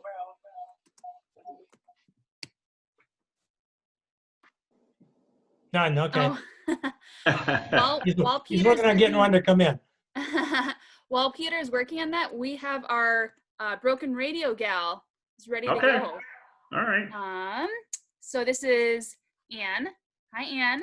Can you unmute yourself? Otherwise, I can try. This radio doesn't work anymore. Bye, everybody. Thank you for your help. Bye, Faith. It was nice meeting you. Faith. Love you too. All right. So, Okay, so I'm trying to show you that more than myself. Oh, there we go. go. Can you tell us about your radio, Anne? Yeah, it's a Crosley. It's not very old. I think we got it about 15 years ago. It's just made to look sort of old-fashioned. And it has worked fine for a long time. But then over the last like 6 months, it started buzzing a little bit when I first turned on the tuner. And then that would go away after 2 seconds. But now I'm wondering if I need to pull the shade down behind it. But now when I turn it on, it just keeps. You're breaking up. It's really hard to understand you. What? You're breaking up. Your audio is breaking up. It's hard to understand what you're saying. Why don't you direct your camera towards you? Or speak into the yeah. So we see the reflection of your computer. There you go. Hey. So, yeah. So you're having a tuner problem? No, I'm having a buzzy speaker problem. Just come over here. So if I understood you right, you said it started about 6 months ago, and when you turn it on, as you rotate the volume knob, do you hear static? Yes, and then it would always go away until this week, and now it doesn't go away. It's just static. And if you turn the volume knob up and down, you could kind of fix it or break it or, you know, make it worse or better. Is that right? Yeah, I guess so. When it was really soft, it was always really bad. Okay, so if you turn it on now, nothing happens. Is that correct? No, it still does it. Oh, there you go. And it's tuned to a station, and you can hear the station in the background, but it's not just that it's staticky because it's not tuned in well. It's something about the speaker, I think. Take the volume knob and just rotate it up and down, up and down, up and down.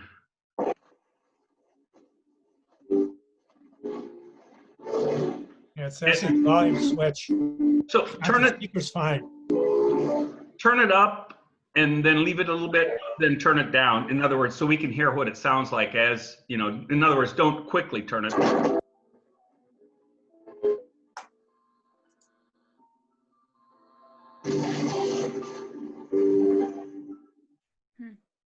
So it sounds like that knob you're turning is called a potentiometer, and they can get dirty, dusty, get kitchen, you know, a little grease and so on, and it's not making good contact. And you know, that's probably the root of the problem. And if that's cleaned off, then it should go away. And there's a couple of things you could try. The very first one is just turn the knob up and back, up and back, up and back, up and back. And whatever the contaminant is, you just sort of wear it away. And see, if not, if you happen to have some of that cleaner that you use for computers or electronics, it comes in a spray can, then you could, I suppose, first try a non-invasive way where you pull the knob off for the volume. Usually they just slide on a shaft, and then you can squirt in around and see if it cleans. But if not, it would require going inside. Does it feel like that knob wants to come off? No. Okay, if you look on the side of the knob, if it's attached, sometimes there's like a screw that goes through the side and attaches it to the shaft.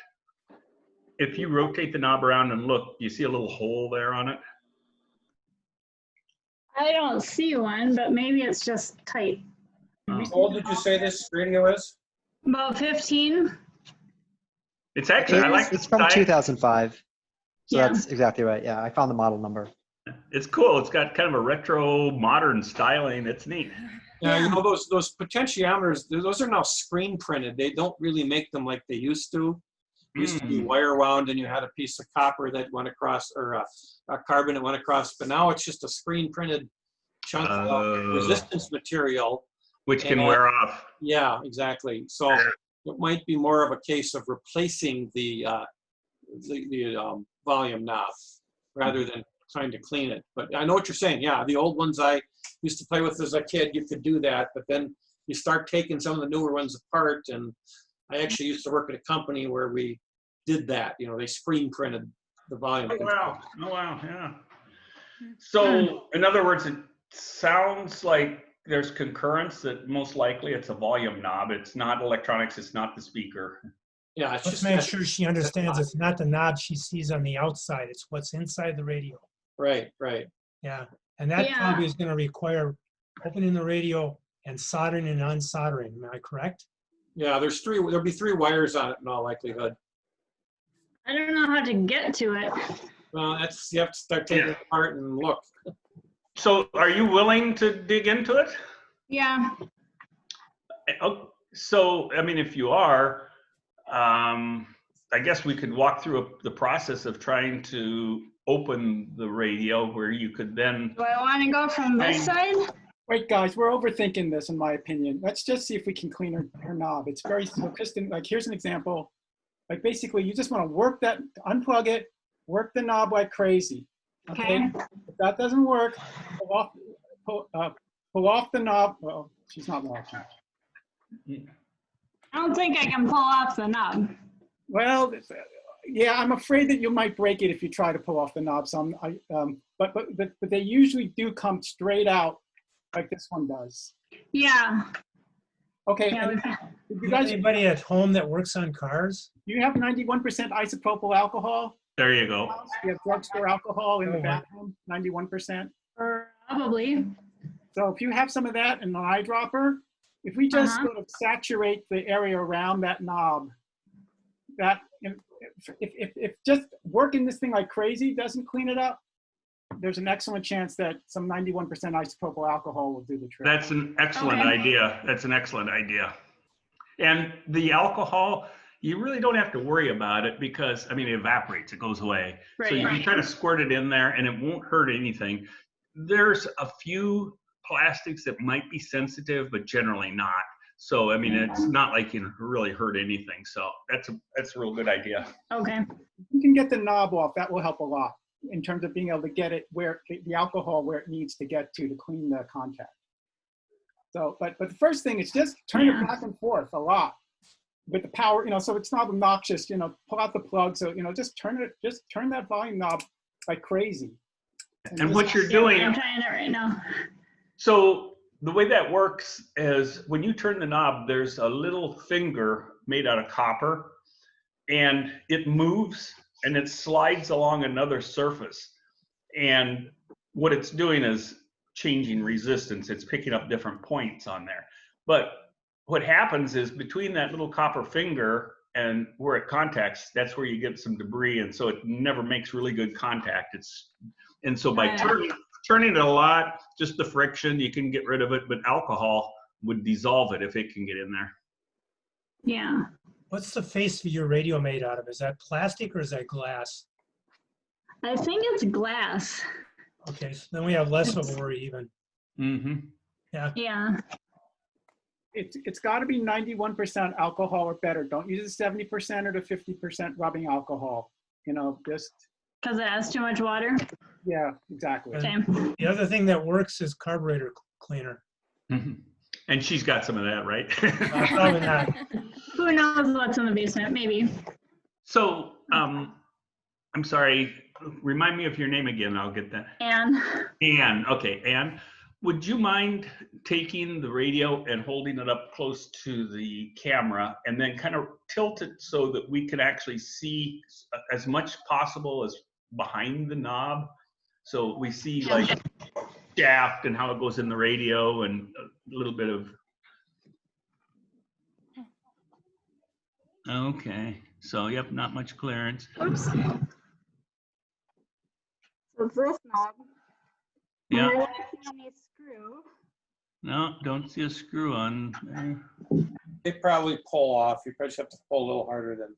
Yeah. They'd have to. Unless You got to be careful you don't break the glass. Unless they go and glue them. Yeah. What are all the knobs that are on it? This is the on and volume. Then there's a tuning knob, and then there's the FM stereo or FM or AM. You're breaking up again when you point away from the microphone. We can't understand you. You guys are good lip readers. The first one is the volume knob, and then there's a tuning knob and then there's a knob for AM, FM, or FM stereo. And then it also has an auxiliary port and a CD player. So the fourth knob is to switch between radio and auxiliary and CD. Okay. I sent a link in the chat that it's the only video I could find of this model. And it looks Yeah, I like the saw two that. different switches that select various modes are actually literally switches on the inside, and there's just a plastic tab that pushes it back and forth. But it does look like the volume is actually a potentiometer, which would make sense. Okay. So is there anything else we need to do to verify, re-verify that it is that volume, or basically everybody's convinced that's where we are? Real wood, but it's junk. What? That's the. I think that's the video talking. Thought I was listening to somebody's phone call. I suppose we could try various inputs to just make sure it's not the FM radio that has poor quality for whatever reason, but it Well, seems the like fact it responds to the volume knob, that's kind of, Yeah. it's very common. I've seen this a lot. Yeah. Well, here, I'll plug it back in now that I've turned the knob a bunch, and we can see if it's Oh, okay. magically There you fixed go. already. So you've been working while we've been talking, huh? Yeah. For the fiberboard Yeah. and most blue construction I've ever seen. It's just all through there. The knobs, they're not real knobs. You can see this. Let's see here. They're just. They're not quite perfect, but See? it might be a little better, actually. Well, keep turning then, more and I'll more. keep turning. But no, if get your eyedropper, get your alcohol, put it around the opening, and also work on it. But I mean, and I would take it opening it up and getting it in and trying to replace the components probably deeper than we could go in this session. But I mean, if you are interested, The way to get to it is to take the back off the radio if you watch the YouTube video, and then everything is there. So you can put alcohol right on top of it, anything else that you want. oh, well, why don't we take a look at that then? Everybody watched the YouTube video that Kyle put up, and they take the guy's very sarcastic because he talks about high grade plastic and hot glue, but if you watch that, you take the back off and your switches are there. So, would you want to share that and just fast forward and show us the highlights, and then we could have Ann walk through it? I'll have Kyle do that since it's his video. Oh, okay. Could you do that, Kyle? I don't know if I can do that on my Android tablet. I've got it up. I can share it. And maybe just hit the highlights, just so that Ann can see. It's like, okay, here's It's a minute and a half video. No, there really aren't any highlights. The bad, like it's bad Zoom. Oh, okay. But it is right, and I don't know, and if you're willing to just pull on the volume knob, because I think she can get to it from the front too. But you're right, it's very simple inside. Yeah, I mean, I pulled on it kind of hard with my nails behind it, but it's not Here we go. moving. The video. Yeah, I'm sure. Go to the back. Take the back off. Oh wow. All right, don't do no harm. That's our first motto. Actually, our first motto is: you understand that anything we do here could make it worse. Yeah. So is that what? Are we looking at the volume knob right there? That's an on-off. Okay. Plastic thing was, yeah, that's one of the selectors.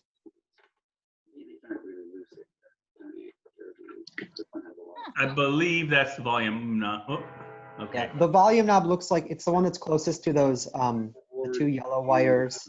It looks like it has a red wire Well, going. it's the volume on the far right when you look at it from the front, then it's far left in the back. Yeah. So it's that one with the two red wires going into it. Yeah, and it does look like it's actually a potentiometer. So if you notice, see how where the panel goes and there's these screws, it looks like just a series of screws go all around the perimeter of that panel and it comes off. So I think we've seen enough on, there you go, you can see it again. Well, it ended anyway, so. Okay. So do you want to give that a try, Ann? Well, do I need to have rubbing alcohol by the time I'm doing that part? Because I should find out if I have that probably first before I open it up. I guess to fix it, yeah, but on the other hand, if you wanted to just open it up, we can kind of see inside and talk about it. And then Do you have any acetone that you use for nail polish remover? That would also work. Acetone and a Q-tip. But be very careful with acetone because it dissolves lots of plastics. Yeah, Just yeah. put it on a Q-tip and rub the surface. Yeah, I wouldn't put acetone. I would stick with alcohol. Yeah, and I would just, if we get direct access to the back of that pot, I would just, soak that back with alcohol, let it evaporate. So Anne, would you mind holding the back of the radio up so we could see what it looks like?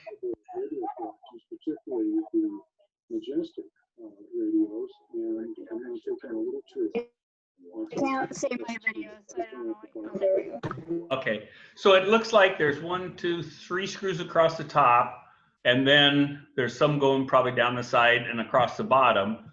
Yep, so the perforated panel, there are screws going Yeah, all it has, around I don't know, outside. 8 screws, 9 Yep. screws. And if you look at the head of the screw, you see what kind of a screwdriver it requires? Yeah, it's a Phillips. Great. You know what? You just revealed that you know something about this too because you said Phillips. You know your Phillips from your flat screwdriver. I do. So there's people I've talked to before and I refer to it as the plus and the minus, because That makes sense. Yeah, we definitely got the a blow pluses. box or an ice cube tray that you can use to hold the screws as you take them out. Hopefully That's a they're good all the idea. same Let length. me find something. But if they're not all the same length, it's good to remember which screw went into which hole, just in case. Yeah. Sure. Let me go find something. Okay. An ice cube tray, a muffin pan, pill boxes. I like the 7 and 14-day pill boxes for this. They work great. If you look at that switch on the back, it's like a windshield wiper. Mm-hmm. I saw that on the video. That, In other words, it was just an on-off switch, but then the knob had a arm on it, and it just you rotate it one way, it slid the switch one way, and you rotate it. And those two switches look like they were the aux and the CD selection and the AM and FM selection. Mm-hmm. So just discrete switches. Yeah. So David, to answer your question earlier, since we do have all these people, the Fix-It coaches are coming in from Australia and Indonesia and India and Europe for this. They are aliens at some level. Yeah. Especially in the environment of the United States. It is intergalactic. It was said with a great deal of respect for what you do, but as it just clicked with me. The intergalactic, I've seen that before. Okay, so the reason why I came up with that is because I guess when the Rolling Stones were going out on tour, their promoter said they're the world's greatest rock and roll band. And Mick Jagger and Keith Richards took offense with that. And he said, look, somebody's got to be that. So I figured I'd just do the same thing. There you go. Yeah. So and who Peter knows how many aliens we're really seeing, right? So Peter, then with the Fix-It clinics around the globe, again, they had their roots back with you at Berkeley, right? Okay, so there's a separate group called the Repair Cafe, and that's out of the Netherlands. And so they started with €250,000 from the Dutch government. Oh. I wished I could have started with €250,000 from the Dutch government. And they also got an article in the New York Times early on.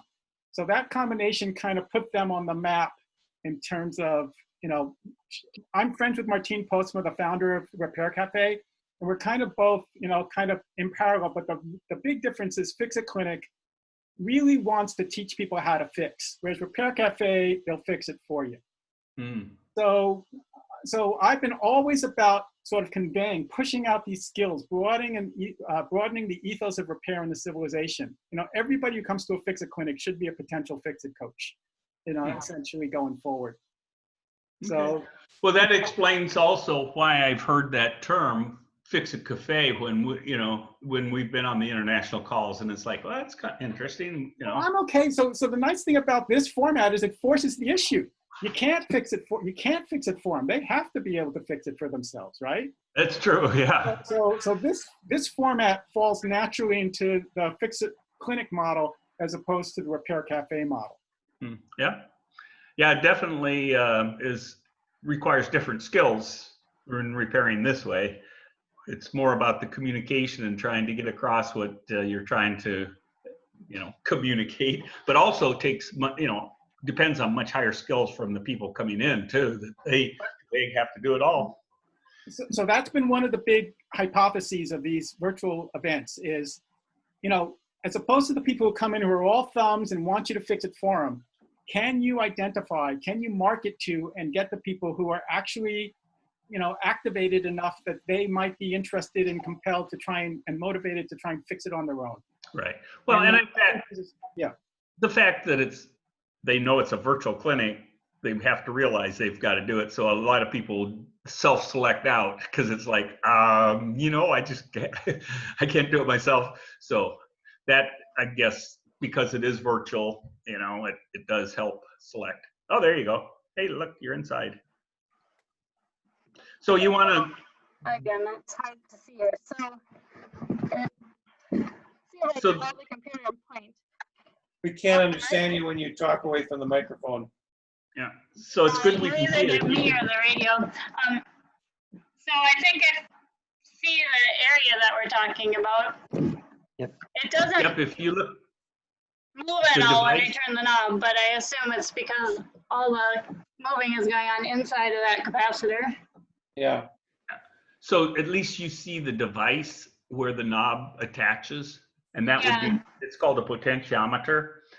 And that would be the device where you'd want the alcohol to kind of get in and work around. Okay. So if the fact you can see it from the back is actually good, because it means you've got better access. And you just take an eyedropper and alcohol, and if you want to go check and see if you got it. I checked while I was finding a thing for the screws. We don't have it. Okay, it's a hard to come by commodity now, I know, because I put it on my grocery list every week when I go shopping, and every week they're out. They never have alcohol. Everybody's trying to kill germs. I know. I mean, we've been in this 6 months, and it's still like toilet paper was, where you couldn't even find it, Yeah. But Ann, the radio will work fine now with the back off. There's nothing there's no interlock or anything. I'm pretty sure that it doesn't hurt to just leave the radio open. Okay. However, when you are working inside, obviously you want to leave it unplugged so you don't inadvertently touch something that could hurt you. But if you wanted to put the alcohol on and test it without the back, it would be fine if you realize, hey, if I reach my hand in, something could happen. But you can plug it in, turn it on, try it. But don't touch anything inside there when you're doing that. Sure, yeah. Okay, I will try that out. Ann, would you do me a favor? Would you point your camera inside the radio and then grab the on-off knob and the volume knob and turn it back and forth just so I can see what's there? Because I'm a little unclear. Yep, here we go.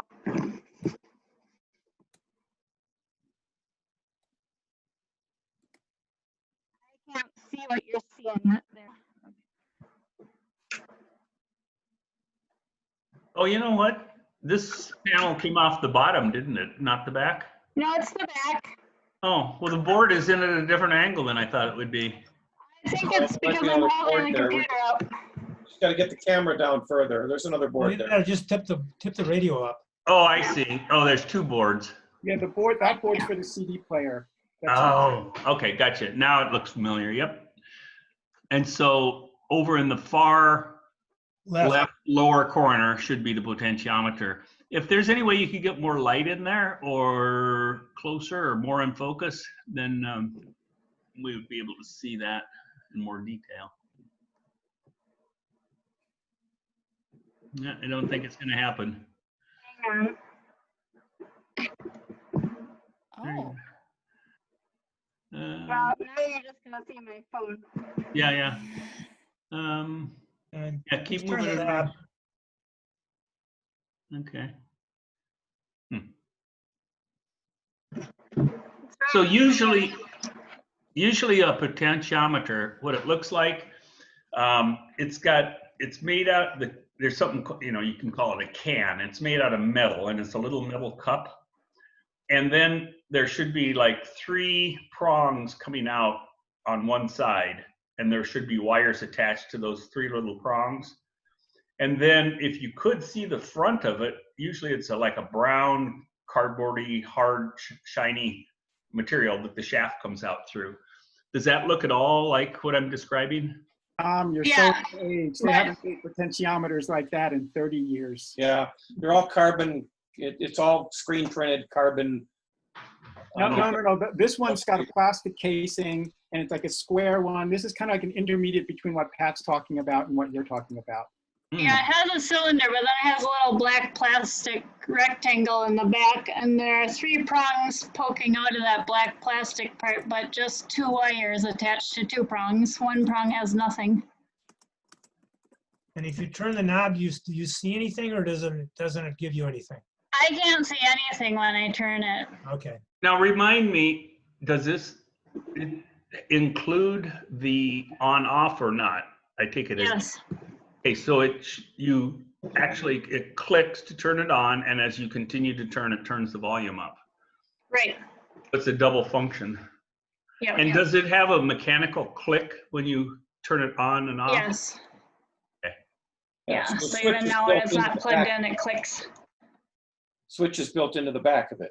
Mm-hmm. Okay. So I guess at this point, that's probably all we could really do. You know, if you get your alcohol, you could try that, and hopefully it works. And if come back, and you know, I don't know. Would you be comfortable trying to replace a part or not? Sure. But what you could do, so you could try the alcohol. If it doesn't work, look at the part and see if you could read a number on there. Okay. Then also go online, look up the model that you've got, and see if you could find a replacement part for that, either, you know, a Crossley replacement. If not, if you look at the part and see the piece number on it, you know, somebody else makes it. And if you could get one, then we could probably help you walk through replacing it. Okay. That sounds like good next steps. I'll try the alcohol first and see what happens. Okay. Well, I think that's probably. Just keep working the knob. You know. Okay. Because you said it's getting better. Just keep working the knob, and then, you know, alcohol is the next good step. Yep. Okay. Yep. Sounds good. Well, thank you. Okay. Well, it's nice meeting you, Ann. Yep. Good luck. I'd love to hear Thank what you. happens. Report back and tell us if you do fix it. All Yeah. right. Yeah. All righty. Sounds good. Okay. Bye. Bye.